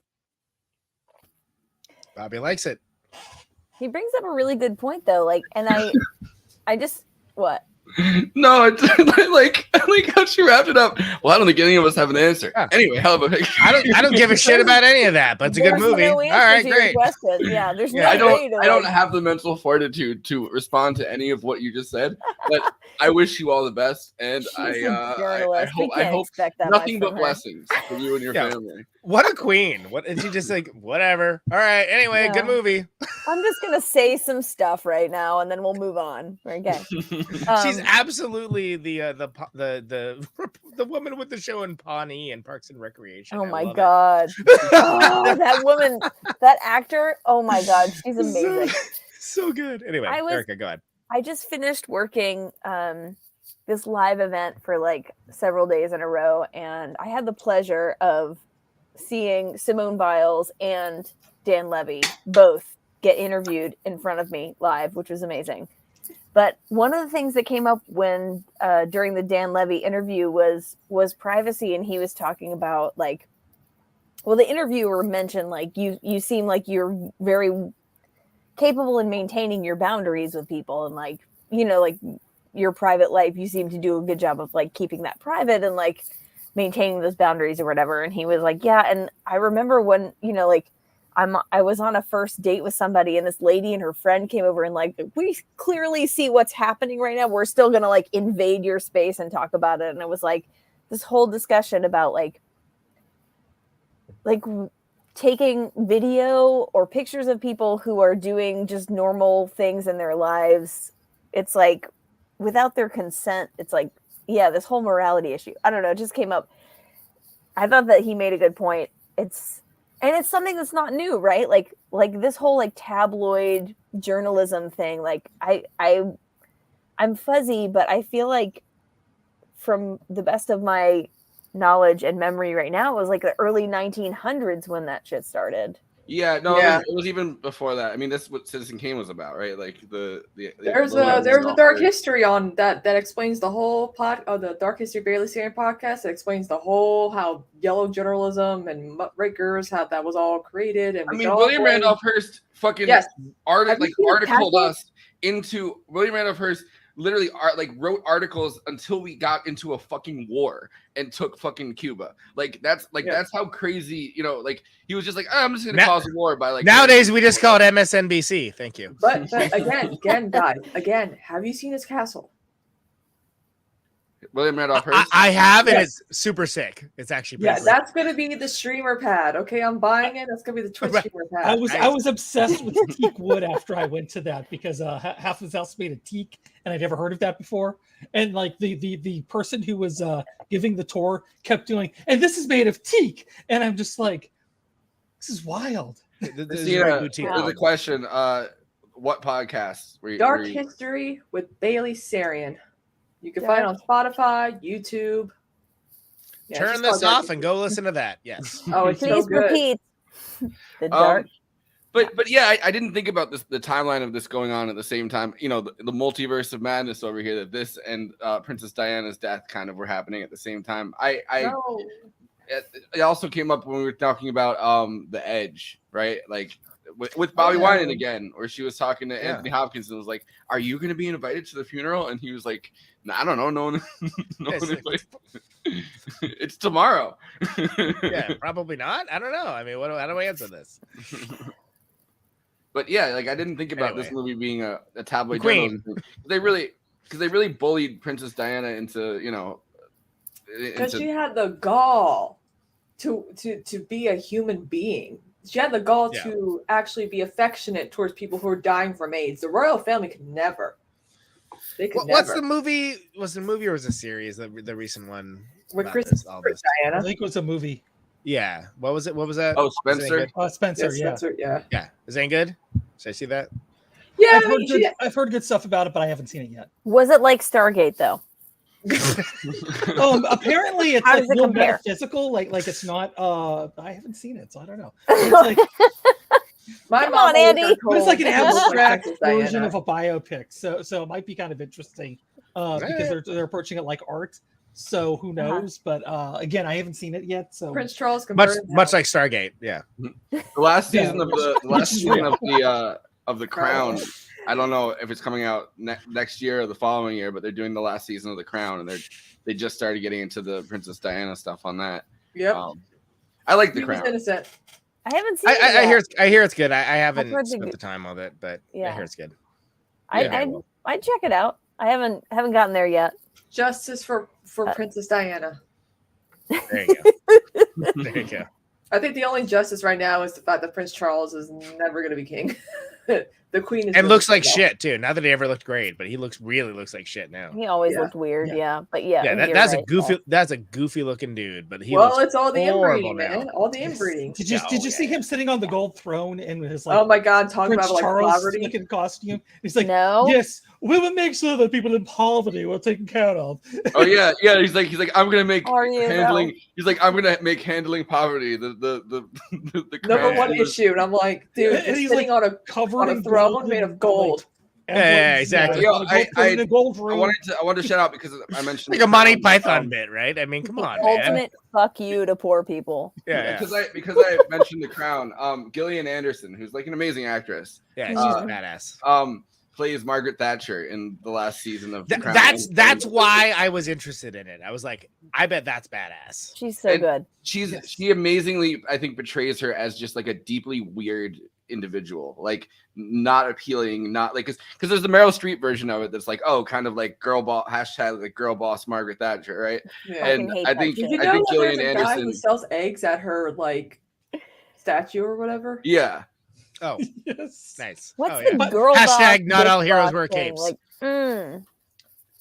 Not into it. Margaret I'd say Thatcher. that's probably the most positive thing capitalism has ever produced. It's neoliberalism, y'all. I was talking about the hashtag girl boss, hashtag bitch boss thing where it's like, no, I'm not. I think I've only ever I heard don't that used feel it. derisively. I've only ever heard that used to kind of describe a like a deeply unsettling neoliberalism or military industrial complex with feminist characteristics. Yeah, like more female jailers, like that kind of like. More Yeah. imperialist I leader. saw there was a more female jailers article the other course there day. was. Of There was fucking course I there saw was. one. It was like what would a feminist jail look like? And let me It just would look say like a jail. let me just say that women can do everything men can do, including contract herpes. Okay. Oh man, that's from the New York Times too. That was a billboard I saw in Oakland. Thank you, Conan, because I was You're there because of welcome. you. Yep. And Well, herpes is true equality, right? Like anybody, Well, you know what they say now? herpes doesn't because a see lot of race, herpes girls- doesn't see gender, herpes doesn't see sexual orientation. Well, it just you sticks know, around. It sticks know, around and sticks around. They're running crabs is dying down because everyone's getting their crocs like waxed and whatnot. So like everyone's getting their crotches waxed, and so crabs they need to thrive, but it's a dying industry of STDs. We need to bring back the pubes so the crabs have a place to live. It's a valuable ecosystem. yes, God save the crabs. Jesus. Crab dance, let's go. God save the crabs is what I'm going to sing when the queen dies. Wow. Crab dance. I can't even. Not those crabs. remember. But these crabs. I feel like we're already in the after party. Are we doing an after party? I'm down to do an after I party. feel like we're doing it right now. Is what we're doing. I was tired, but I'm kind of waking up a little bit. Well, how could you not be after that crab related material? Yeah. Wide awake now. Shit. Yeah. So we watched the Danny DeVito thing. Yeah, I don't know. LA Confidential, right? Yeah. Okay. Yeah. What movie is that? I'm lost. I'm as lost as the listeners. LA Crabidential. LA Confidential. We're talking about the beaches of LA where the crabs live. That's what they don't want you to see. Exactly. You guys subscribe to Hush Hush to find that out. Crabs. That's some Patreon only content for Also, Hush Hush. I love that like all of the places, all of the like papers that are like spouting the most gossip and like potentially untrue things about people are called like confidential and hush hush. Like we're keeping it quiet, except that we're spouting it to the world. Well, and you saw that the last little bit of the journalistic facade, I think, of tabloid journalism kind of dissipate with the with like the blogosphere, right? Like all of those like, oh, we're gonna tell you secrets about these celebrities blogs. Like, I mean, totally. TMZ kind of came out of there, like Perez Hilton came out of there, like that space. The last little bit of oh well, we have some kind of journalistic integrity, which clearly they don't, but like the pretending that they kind of do, or they're even journalists, like kind of completely slipped away with that. Like, no, I'm just saying, certain court cases. That are muted. The sensationalism, the gossip is making a comeback. I'm like, guys, it feels like it's 2007 again. Dude, I was even hearing about it on NPR this morning while I was driving. This is Terry Gross. This is Terry Gross. This is Fresh Air, and I'm here with Amber Heard. It's like herpes. It just keeps coming back. And I'm like, oh, I don't want to. Yeah. Okay, let's. Oh. Crab oh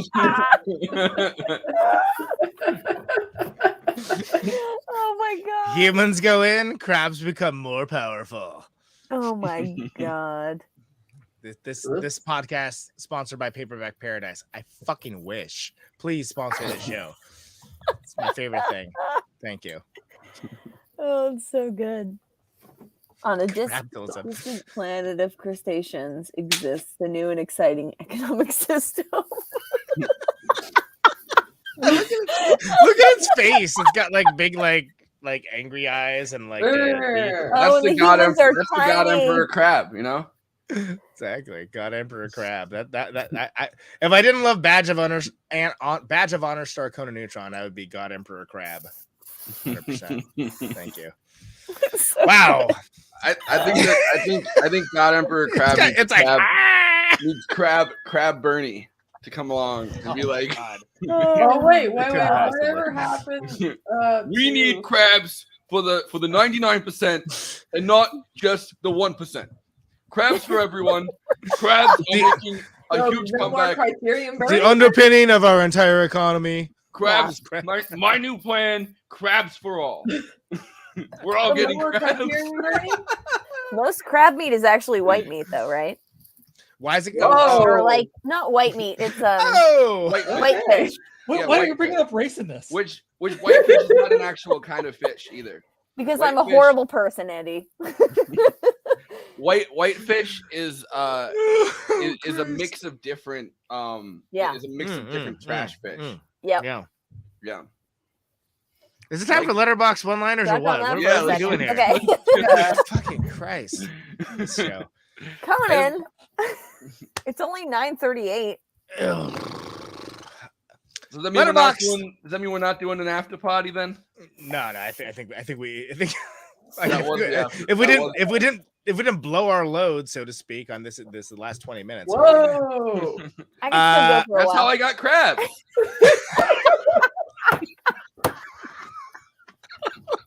Letterboxd is a social media site for film lovers. It is an open source democracy. People get to talk with and to each other about the films they love, the films that they did love, the films they were baffled by, the films they were weirdly horny and thirsty for.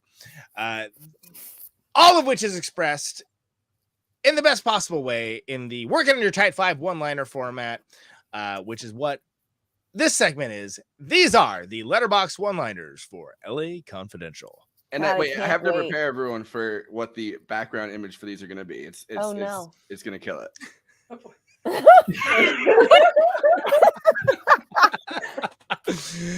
For the audio listeners, it's Kevin Spacey. It's Kevin Spacey.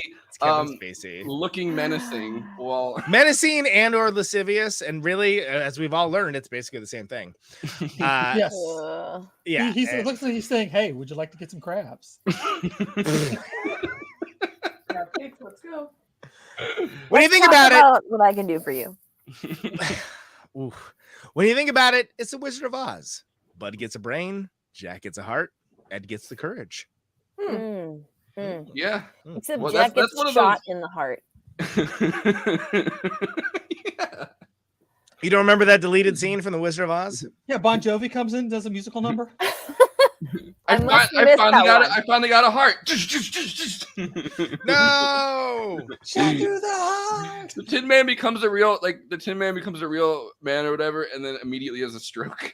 I was genuinely surprised that Kevin Spacey's character died in this film, though. Oh yeah, I didn't rather know he was gonna ignobly. die. Yeah, I was surprised that Bud White didn't die. Like I thought he went out in a sacrifice. That too. Yeah. Because I was like, thought, oh like, you damn, would she crack 'em ends up open and with. just drink them. I was like, she ends up with Ed. That's weird. Okay, and then like they get to the car, and I'm like, oh, like I'm so stupid, y'all. I'm like really dumb. All right, you ready? You ready for the next one? Oh So yes, ready. yes, sir.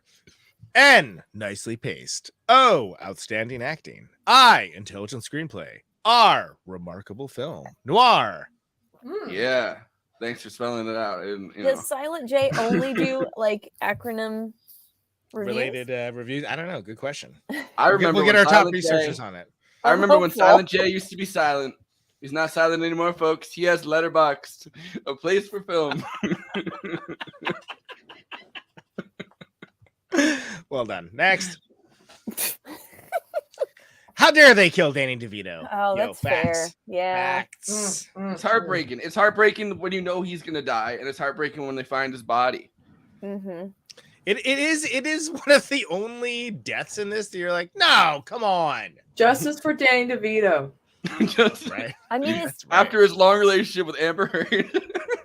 God damn it. I couldn't stop banging whores. whores.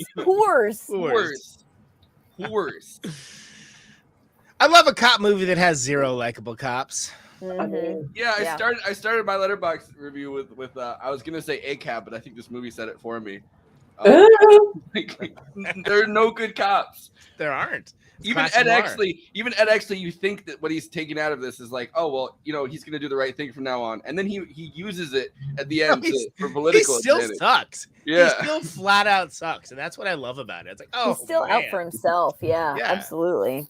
He gives that whole speech where he's like, I remember now, Rollo Tomasi. I remember why I became a cop. And then at the end of it, you're like, oh, to get ahead. Yeah, you became a cop to get ahead. Good. And to like be like your dad, which is stupid anyway. Like, don't Yep. follow in your parents' footsteps. I mean, okay, whatever. Some people do, but like, I don't know. Would have won Best Picture if it wasn't for James Cameron telling a story about a boat running into the ice. Oh shit! Shade. It was that year. It was that 1997 was a crazy That year. year. There's no. And that's another movie with an insanely big ensemble cast. Like Completely like this is avoidable ice. Sorry. Eric has got words hashtag for Jack you. would have lived. You know, I could smell ice, you know. Oh, really? Then why didn't you say anything? If you,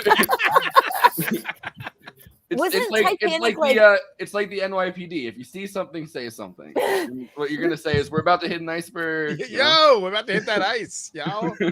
I smell Wasn't it. Wasn't Titanic like the biggest budget film ever for a while? Yes.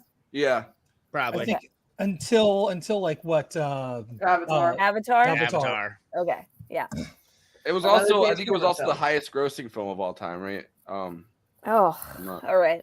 And Yeah, then that's Avatar correct. knocked it out of the Yo, so Isn't this it, is yo? the best. So this is the best background to one-liner one that we've ever done. Yeah. Josh. Okay. Why couldn't I be a white man in the 50s? Oh God. Are you? Ugh. The fact that I was the fourth like on that is fucking criminal. Go find Josh Benja's. No, but I Letterboxd didn't profile. pick this. I didn't pick this knowing that No, was one of the it's- one-liners. I it's picked this ahead of perfect. time, and it just happened to work this well. It's Oh my absolutely God. perfect. Like it could not. It's maybe the raison d'etre for this bit. But is this Josh a white man now? Because his profile picture is white bread. So I'm thinking white man. Well, It's white bread with a saying that face. but it's not the We've- 50s. We've declined so much that You know, it doesn't mean as much to be a white man anymore. You can't get away with just framing black people anymore or whatever. You're still pretty good though, aren't you? You're still pretty good. Yeah. We're still trucking along. I kept on making it about Josh Benja. He just made a funny review. Okay, but yeah. Anyway. Well, because the alternative is making it about Kevin Spacey, and that is a horrifying. Yeah, I don't want to talk about that. All right, we ready? Oh, okay. Bud White would definitely write, "I respect women" in his Tinder bio. Totally. Classic simp, classic white knight. I could see him voting for Hillary Clinton. But then he punched her in the face twice. He'd still have a. All right. Not only would he have voted for Hillary Clinton, he has a Stronger Together bumper sticker in his police office, and he beats up Bernie. I'm with her. He literally finds guys that voted for Bernie and just beats the shit out of them. I know it was the 50s, but like that whole thing about him watching his dad beat his mother to death. Yeah. And then he punches her in the face twice. Yep. Like what? It's what would you do in the most intense possible situation? And for Bud White, he finds out, nope, I'm just violent. I thought I was a good guy. I thought I chose my. Yeah. He's a beast. He's a beast. That's what it is. Well, he was different. He didn't say that she looked like Veronica Lake in the first 5 minutes. He's a different kind of guy. Oh yeah. Yeah. Except for the fact that kind of guy is a monster. Yeah. So anyway, hope it works out well for them in Arizona. Okay. Okay. But imagine Clooney in the Spacey role. Ooh. Is it too late to recast him? I would fuck with that. Can they reshoot it? CGI him in?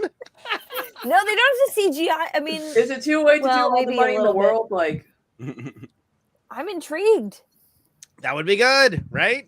I also kind of picture like Leonardo DiCaprio in the Ed Exley role. Could have been like an interest. Yeah. Is that because of The Departed though? Yeah, it reminds because this movie reminds me a lot of The Departed. The Departed, you mean? The Departed. Departed. Well, you see in Boston, they don't even the difference between Boston and LA.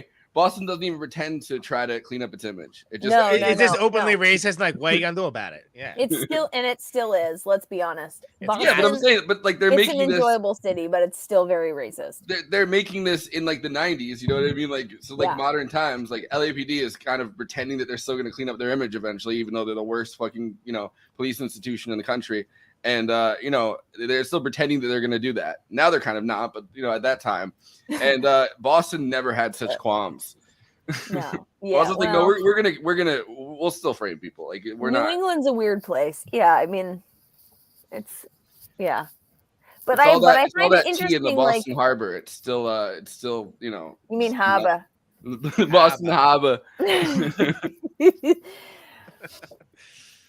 Is there another one-liner? Yeah. I'm just waiting. How has James Cromwell looked 70 for the past 25 years? It's kind of like cryotherapy. Let's move on. It's like Bernie. He's been openly elderly since the Carter administration. Yeah. He's basically been like the same dude forever. No, I've thought about this one for a really long time. I was like, you know what? That's a good point. He has kind of looked exactly the same for like forever. Yeah, that's true. Well, that's good on him. I don't think he's the only one though. It's all the activism, really. Yeah. No, he got out of high school and looked like an elderly man. So yeah, it was just all over for him. It's all the stress. It's all the stress from being charged for almond milk, and it just aged him. Multiple direct actions that he. Yeah. Exactly. Finding the almond milk was aged him. Oh, Claire. Oh. Changed my mind. Gangster films are soap operas for men who can't process their emotions. I hadn't thought about it, but I think she might be spot on. Yeah. I hate to admit it. You hate to see it. Because what was it? I heard a clip from Sarah Silverman, I think, who was talking about how like movies that have a lot of like choreographed fighting, it's like they're dancing. It's like dance movies, but for men who can't process their emotions. Also, it's kind of cool to see fighting, though. Yeah, but it's dancing. It's not. You're not watching just like. Well, that's why you can do both. All right, we got one more one-line. Okay. This is the last one. Let's move on, and then we can come back. Thanks, Eric. I appreciate you giving me that permission. I'm sure you do. I love Singing in the Rain just as much as I love Creed. Anyway, the farmer from Babe murders a pedophile. Perfect film in my book. All right, Liam. All of that is true. Yeah. And I agree with that. By Those the are way- by the Letterboxd. way, best comment we got about one of the Letterboxd one-liners. Bud White is now a part of K-Hive Twitter. Savage, Stevie, savage. What's K-Hive Twitter? Oh my God. Save it for the after party. Save it for the after I'm party. sorry. Okay, we'll come back. We'll Are we circle. doing an after party? Yes, I'm closing the bit right now, though. Those are Letterboxd one-liners for LA Confidential. You can follow the show, which is Forrest, on at Movie Night Extravaganza. I, of course, am Conan Neutron. You can follow me as well. Kristina over there has promised but not delivered on a Johnny Depp exclusive. I'm doing the Amber Heard thing where I promised and delivered are the same thing. Wow. Okay. Pledged and donated are the but same I'm on thing. board. Fair. J. Andrew World. Christ. J. Andrew World down over there. I'm all turned He's around. wearing a Conan shirt.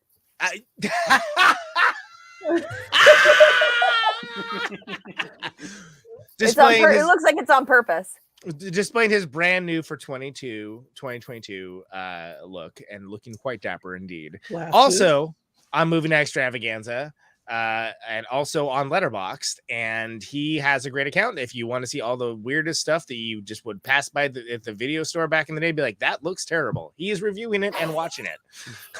Some of it's actually pretty good, and some of it turns out is pretty good. If you want to filter through it, you could do a hell of a lot worse than J. Andrew World. He's on there and he's doing the work, so you don't have to. And of course, my friend, not the saw blade, Erica Strout down there, Stratocaster. She's on Letterboxd as well, and is doing the work as well. Don't trust my reviews though. Fair. J. Andrew World, take it away. All right. If you're watching us right here on Twitch and you can help out, please subscribe. If you have an Amazon Prime account, you can subscribe for free, and that's a great thing. If you're on YouTube, please do the YouTube things. Like, subscribe, comment, hit that bell. Hit it right now. Hit it at that. You better hit the bell. Can they hit it and quit it? That's my question. Yeah. And Hey, if you hit that bell hard enough, though, Bud Ideally, White will no. come out. Bud White will come out and beat the shit. Ideally, you're not quitting it after you hit it. Yeah. You hit it and watch it, I guess. And then, Yes. yeah, I mean, and speaking like, of stick watching, around. watch it Stick to around the a little end. bit. Watch Like this Herbie. video to the end because that actually helps us in the algorithm. And you got a really great Conan Neutron song to listen to, so like it's a win-win for you. But yeah, that also helps us out. If you happen to enjoy this podcast but don't like looking at us, you can do the audio version. There's That's what you came up with? I'm still workshopping this. No, I get it. Yeah. Rude. Look, I've seen a bunch of podcasters, and most of them are a horror show. This show's all right. Yeah, no. You know, we got Veronica Lake up there. Exactly. Yeah. Thank you. Exactly. So anyways, yeah. But anyways, you can do the audio version if that's your bag. Sometimes too, like the audio version is a little easier to do if you're out for a jog and you don't have internet for some reason. I don't know why that would be, but you can download it, listen to it. It's 2022. Why wouldn't you have the internet? I like how you undercut your own promo. That was fantastic. Well done. Andy, oh. I But come there are up with options. stuff. I don't know why it's the case. I don't have a top guy telling me whether it would happen or not on my set. I don't know. But here's the thing: wherever you get your podcast from, and you're go find us and review us there, because that also helps other people find our podcast. And that's As long as we it's a thank good you for that. review. I swear to Yeah, God. 5 stars or Yeah. fuck off. Exactly. Exactly. Yes. Damn. Bold word. It's a new 5440 or fight. I need If you don't get 5 stars, Conan will curb stomp you. I will literally curb stomp you. Yes. I need Who knew I was a Bud White type? the big Anyway. big Skeksis energy on those 5-star get the fuck out. Look. We Reviews. have fun here, but this is a good show. We appreciate the positivity and we appreciate the support. That's what Andy is trying to say, I think. Yes. And for if you want to help us out even more, we have a Patreon. So you can subscribe to that. And with that, you can always have access to the after party. After party forever, y'all. After party forever. I don't think we should have a band. After party. We're gonna practice this bit too. It's where Erica's gonna figure out what KV Twitch is. No, do not. You have survived for this long without knowing what K-Hive was. K-Hive, thank you. Yeah, you're not looking to it now. Erica, I say this as a Look, friend. It sucks so bad. It's not awesome. I'll pull I up. just, I'll pull according up to the worst most people, K-Hive tweets. officially became old, so I don't know, and I need someone you're to always explain it to on me. Twitter, so that's smart. I'll pull up the worst. I'll pull up the worst K-Hive tweets in the after party if you need me. Like if you want me to. But Give me. Oh well, we're give me doing it. Give me like 2. Okay, I'll take 2, just for frame of reference. I pulled. It takes 2, baby. Okay, Andy. you got some time to look it up. Why don't we talk about Kristina's Twitch channel? Yes, it's Twitch. It's Did you say Twitch? Is that what you just said? Yeah, Maybe fantastic. on Twitch. What was it? What did he say her nemesis was? Katrina, right? Yes. Yeah. It's like the opposite, the bizarro world, Kristina. I'm gonna get through this one day. To be fair, it's not on Twitch. I don't think that's a real thing. That's what it is. Yeah. So what do you have coming up for us this week? That might be something else entirely. Who knows? I don't know. It's a big internet. Yeah. All right. Yeah. Try again. Yeah. So yeah. We're workshopping this bit on Twitch. She has a Patreon as well. What do you have coming up this week on your channel? What do you think it is? I know what it is. Johnny We just want you to Depp is guess, starting Andy. again tomorrow, so we're gonna watch that if it happens. Yeah. Shocking. Okay. Yeah. No. See, I didn't know what part of the trial was coming up. Maybe somebody's interested in that. There we go. We got the link for that. Maybe someone is interested. Were you me? It hadn't occurred to me until this morning when NPR was talking about it, like the repercussions of this trial. TikTok, man, I tell you, people are trying to avoid it. Yeah, Amber I hadn't Heard thought has about- come up to the stand. She's talking about shitting in a bed. Yeah. I mean, seriously though, like thinking about the outcome of this trial could set precedent. Oh no, they're not going to win. They're not going to get anything. Like they're not getting anything. It's hard to prove defamation in this country, so they're not getting shit. Literally. Well, okay, but like, I'll just finish my sentence real quick. Come on. Can we? No. Okay. That's a Or is this K-Hive. K-Hive?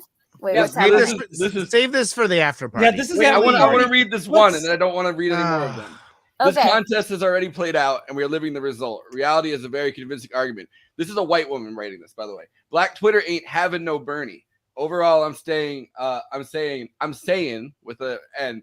To be honest, his fans don't recommend him to me anymore. And so K-Hive is Kamala Harris's fan base. K-Hive is a future episode of Atlanta. Oh. Yeah. And Okay. they're extremely toxic, and it's terrible. I'm and, online. yeah. They will call Child Protective Services on you if you have kids.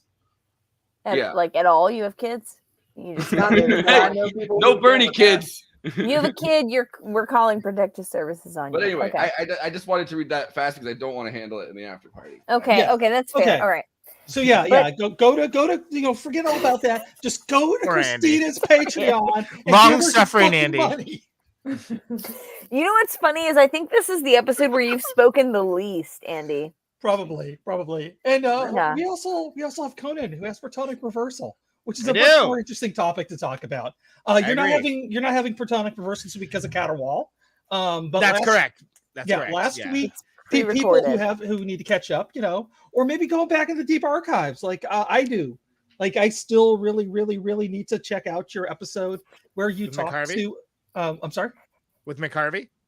You're talking about? Yes. Yeah. McHarvey. You should. Good. I don't know why I haven't listened to it yet. It's my own. I don't know why either. No. I know, but anyways, absolutely.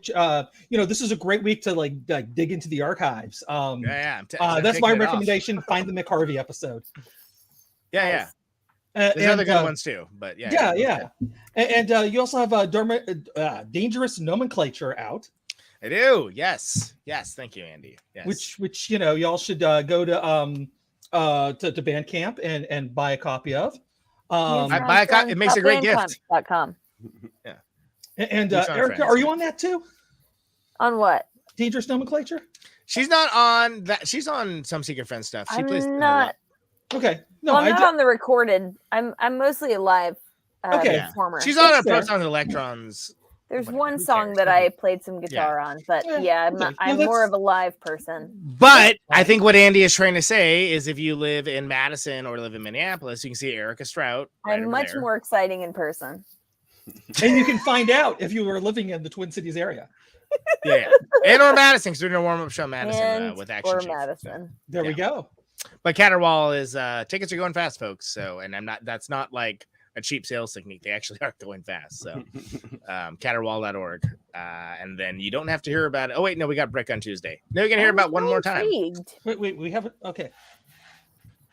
But Erica's gonna be 2020 No Coast, probably last time we rocked together, right? That tour.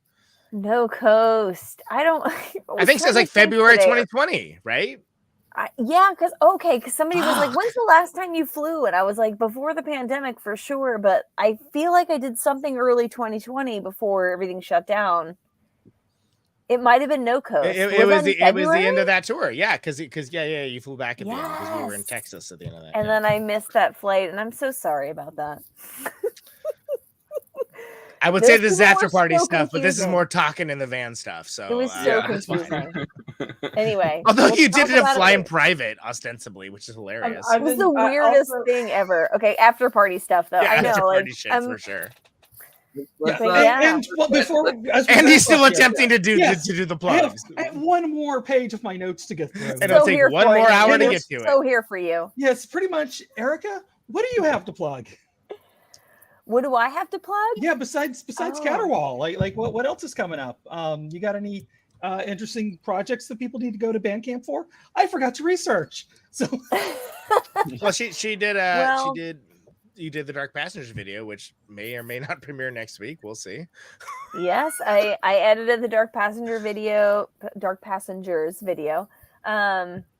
I've got a video for Kimberly Morgan York, based in Athens, who I don't have a release date for that yet, but I did a video for one of her songs, and we've got a couple more coming up that I'll be working on, so I'm excited about that. The partnership with her has been going really well. I'm excited about it. And there's a trailer I'm working on in June called As Above, So Below. So I'm excited to see the results of that and be a part of that project too. Oh, also I forgot to mention Erica's doing a tour with us with Service, Co-Neutrons, Secret Friends, and the great band Service. Yes. In June, and we're playing Indianapolis, Louisville, Nashville, and Atlanta. Louisville. So it's like a four-ticket run. Yeah. Boris, you really tweeted that out. Black Twitter ain't having no Bernie. God damn it. Using violence, my Thanks for asking, Andy. I know we have some listeners in those cities, so I wanted to socialize that now because I keep forgetting about it. Hang out with Cody. I'll cut it. I'll cut it into a promo thing if you want. And oh, cool. Yeah, that'd be great. But not close enough to Kristina for her to come out, but almost close enough. Yeah. Wait, where's Kristina? Aiken, South Carolina. Oh my God, you're so close to me. Yeah, I didn't know that. Yeah. Come hang out in Atlanta for the time being. Exactly. You got two people saying it now. This is not even after party stuff anymore. This is like 4 a.m. at a party where you're like, we'll totally hang out. We're best friends totally now. Gonna hang out. Come hang out with me. Wink, wink, nudge, nudge. Know what I mean? Yeah. If you ever come to Atlanta, let me know. Will do. Especially if you come to our show, definitely let us know. Especially if it's the Conan show. Yes. But you have a place to stay and all that. We got to get to the after party. So, do we? Ever, Forrest, do we? Starting with the detective lieutenant over here who's politicked her way up to the top. Final thought. Nice. Final thoughts. I really did enjoy this film. It was really well shot. Although I think because I feel like I've seen a lot of films that were I don't know, like the lighting and stuff like didn't feel super special. It felt like this is a straightforward, like we're telling a story and like the story is the thing and we're not worried so much about the camera work and the lighting and all that. I mean, it was well done, don't get me wrong, but like it was not quite as like visually stimulating. But it was a really interesting film, and it made me think about police brutality. Always a good time thinking about. Always a good time. Thank you. Yes. I appreciated this film also that cops brutalize each other as much as everybody else. Certainly. Yeah. Everybody gets some, yeah. And I can't, as a person who's lived a creative, like not political, like nothing to do with police or military or anything like that kind of life. Like I have no real frame of reference, but like, yeah, just like seeing them kind of go after their own and then, yeah, it was very thought provoking. And I thought about having a noir month for myself, like just for my own like film edification. Oh yeah, we thought about it too. Did you? Oh, okay, great. Yeah. I'm so on board for that. Check it out. Let's talk about it in the after party more. But after this film, I'm like, I don't know how many more of these films I want to watch because they're kind of upsetting. But they're the older ones less so, I would say. I mean, because you can kind of distance yourself from it. I think a little bit more in black and white. Like it doesn't feel so. I mean, I don't know. Things don't feel as realistic, I guess, in black and white. Like you're able to keep a distance between yourself, I think, in the screen. Yeah, I think you're probably right. Yeah, that makes sense. I don't know. We'll see. We'll see how things turn out for me in that way. On that front. I hope it's better than how things turned out for Kevin Spacey. Oh, well, end of show.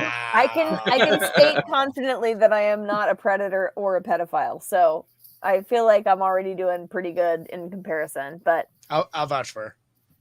Thanks, Conan. Yeah, I mean, yeah. But anyway, yeah, I don't know. I'm really glad that I saw this though, because I think it's an interesting genre and I would like to watch more of it and get a better sense of how this genre like works and like the kind of stereotypes of it and like what things are more unique and all that. And that's some of what we're probably going to be touching on in the after party. And that's one of the reasons why everyone should watch the entire movie Noir Extravaganza. So basically, everything I'm saying needs to go in the after party. I'm sorry. No, I'm just we've been taking like a more macro look at stuff. Yeah. I also said touching on right after saying Kevin Spacey. Now I'm working for Croatia. They put me Suddenly on. You're making Croatian propaganda and you didn't even realize. Who's next? Not me. Kristina, final thoughts. Yeah, I really love this film. I can't believe that, we're getting closer and closer to like my pick of the month. Woohoo! But I think the acting's great, the style is amazing, the plot pretty good too. My mom has even watched it in the past. She always loved this film and like one of the few films she's ever like liked because she's not really a big movie person. Wow. But, yeah, I'm actually. It's kind of sad that there's not going to be an actual sequel to this film, considering because Chadwick Boseman was supposed to be in it. But I'm kind of hoping they find a way to like maybe make a sequel to this film. Yeah, that'd be interesting. I'd watch it. LAPD 2, Electric Boogaloo. I feel like it's going to be like it'll take place in the 70s. It's going to be like History of Violence, but in Arizona. Thank you. Maybe it would be an extra the Fargo thing. But Bud White ends up becoming, John McCain. Actually, you don't. Or his son does. His son becomes Bud McCain. John McCain. AKA Bud McCann. Yeah.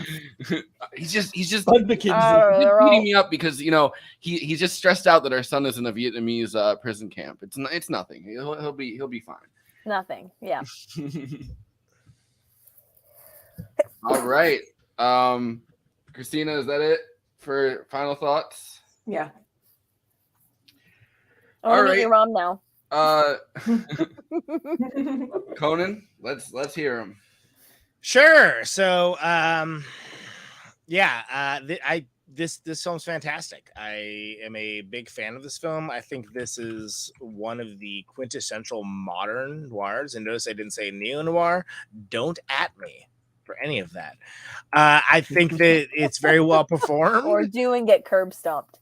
Yeah, exactly. By the way, let me back off the curb stomping rhetoric here. I know stuff gets heated. James Ellroy is a great author. I don't want to hear him rattle on about politics. I appreciate the fact that he doesn't get super political. Like he that's not a thing he does when he's talking about it. It just sometimes he does. But yeah, point of order. This is an almost perfect movie for me. So I give it 5 stars. It's quintessential. Like I said, it's up there with the paragons of the genre. Guy Pearce is great. Kim Basinger's great. Russell Crowe's great. Cromwell's great. And there's another guy in that too. There's twists, turns, it titillates and horrifies. David Stratham. You forgot David Stratham. Exactly. It's institutions. Nomadland debate. We're doing. Institutions are corrupt and all pervasive. Evil is commonplace and continues unabated. And our flawed protagonists find their path. And even though they're very ill-suited to each other and very poorly matched, they find common cause unraveling the darkness that lies within the dark events of the truest type of noir. And I, again, said it earlier in the show. Certainly wasn't Ellroy's intention to show ACAB, right? But it's a horseshoe theory thing that actually has legs. And that's kind of beautiful that just for the timing of everything, it's laid bare in a way that, like, he's a great writer. He's a really good writer. He's one of the only people I can think of that, like, I'm like, I really don't like his politics, but dude is a great writer. Celine's the other one who was whatever, fascist sympathizer. But Mammoth took a hard neocon turn in the late 2000s, which is a bummer. But LA Confidential is a great film, and it still holds up. That's the thing. It still holds up. This is an entertaining film. I think you can watch it without knowing anything about it and be like, that was a good movie. And everybody has flaws. And that's one of the things I like most about the allegory of noir is that, like, everybody, first of all, sometimes the hero and the villain of their own story, but everybody has flaws. And this is a keystone movie for me of the movie noir extravaganza experience. And I'm glad we covered it. I will say the neo-noir thing is that everybody can have flaws, because and we could discuss this in the after party, but the Hays Code kind of made that impossibility. It's not that I don't understand it, I just don't give a shit. No, but so what I'm saying is the hard line between noir, I think, and neo-noir comes out of the Hays Code system breaking up, and the fact that, like, now every character doesn't need to be moralistic. I mean, or die. You know what I mean? Like, literally, it was yeah. I get it, I guess is the point I'm making. Like, you don't have to be killed off. Like, you just Well, so on that, I think it may have been more of a more powerful movie if it just ended with Guy Pearce's character shooting James Cromwell's character, and, like, boom, fini. Like, I think it would have been, like, probably stronger as a film that way, like Chinatown style of, like, holy shit, like, wow. But, like, it tags the end, and, like, Bud White and Kim Basinger, I can't think of her name right now. Like, they get to have, like, a happy ending, I guess. It seems like he's a strong case for a domestic abuser, frankly. But like I don't know if they need that tag on it. I appreciate it. I still the like 90s, it. So yeah. He was forgivable, I guess. I suppose so. You're forgivable if you're handsome. If you've he's just a scamp. Oh, you rogue! He just didn't understand what was happening, and she had to explain it to him, and then it was fine. Yes, but I think actually, but I do think that, as great of a movie as it is, if it had ended 5 minutes earlier, it would, like, be widely more considered in one of the more all-timers, because like when Cromwell's character, you know, the corrupt ringleader of all of it, is like, show him your badge so you know you're a cop. First of all, that ties in perfectly with the entire motif of the movie, right? And then he murks him, and then he shows him their badge. I'm like, cinema, right? And it should have probably ended there. And I don't know what the original thought was. I actually don't want to know. I still love it in spite of that. But like, if it ended there, it would have been like, holy crap. Because that's an incredible scene. And that ties in the thematic range of the entire movie, the whole narrative, every piece of it weaving together comes down to that. Yeah. So that's my take on it. That makes sense. Yeah. Andy? This is a movie I actually had on VHS back in the day. So, but I haven't seen it in like for so long I couldn't even remember what happened in it. So this was kind of refreshing and almost nice. It's nice to see a movie that's this good, that's like new to you, even though it's been so long. So I'm kind of glad that we were able to get to it. And that is a phenomenal cast. Because we never even talked about like some of the smaller parts, like David Strathairn from who's been in like. Well, we have like a whole nother hour in the after party that I'm sure that we'll but like he had like this tiny nothing role but like major character and just phenomenal actor, and there he is, just kind of pigeonholed. I can see in watching it too why it never quite got to be the classics, because one of the things like most noirs usually have like much more beautiful shots, and the shots in this movie are great, but they never quite cross the line of what just Night of the Hunter good, like they never tried for anything like that. Yeah, I agree. And you know what though, the movie doesn't have to do that, but it just helps with noir. So like, sure, it's like on the cusp of greatness, I think, but it is certainly a movie that you should watch. If you haven't seen this before, we spoiled the hell out of it, but but you've had 20 years, 20 plus years. I was gonna say, started to spoil a 25-year-old movie. Yeah, come on, yeah, our bad, y'all. Yeah, maybe get it together. Yes. I mean, I agree. They probably could have shot it in black and white. Yeah, or even if they do it in color, like there's still like really great filmmakers who know how to use like light and shadows in an interesting way. And not every movie has to be like that, but that's one of the touchstones to noir. And even I would say even 8 Mile was shot more creatively than this movie. But like Chinatown, which I don't think has like is not in the same league as say Night of the Hunter visually. Certainly has some creative shots and some really great use of lighting that this movie doesn't really do. Like but again, it's I think a lot of it works though, and it's I like visual. I like really visual films. So something that's you like visual films. The Stargate fan. Yo, that's crazy. Oh, you missed Tokyo Drifter. So Sure, I did. Which is an insanely visual film. This is the actually kind of the opposite of Tokyo Drifter.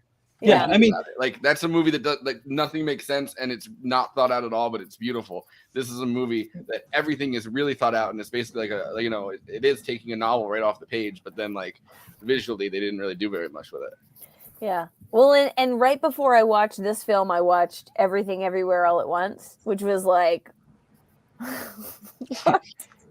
hell yeah, my favorite movie. I was stoned when I watched it, but still, I was, I need to watch it at least 2 more times. I need to watch it the first time. I still still haven't watched anything that's not for this podcast in a while. I don't want to be that person. It's gonna be for this podcast. Oh my God, go watch that movie. But like when you get to it, like I fully expect you will really enjoy it. But it's a treat. It's not labor. But having just watched that film and then watching LA Confidential, I think that's what. For me, like brought Conan, that dark I difference don't where, owe you anything. Clap emoji, clap emoji, clap emoji. It's not my job to educate myself. Edumacate, yes. don't bother getting an education. Don't. But do that. let's hang out in the after party. It's gonna be fun. We're gonna go for probably like an hour. we'll be on there probably before 10:30. I want to say before we leave, fleur de lis, whatever you desire.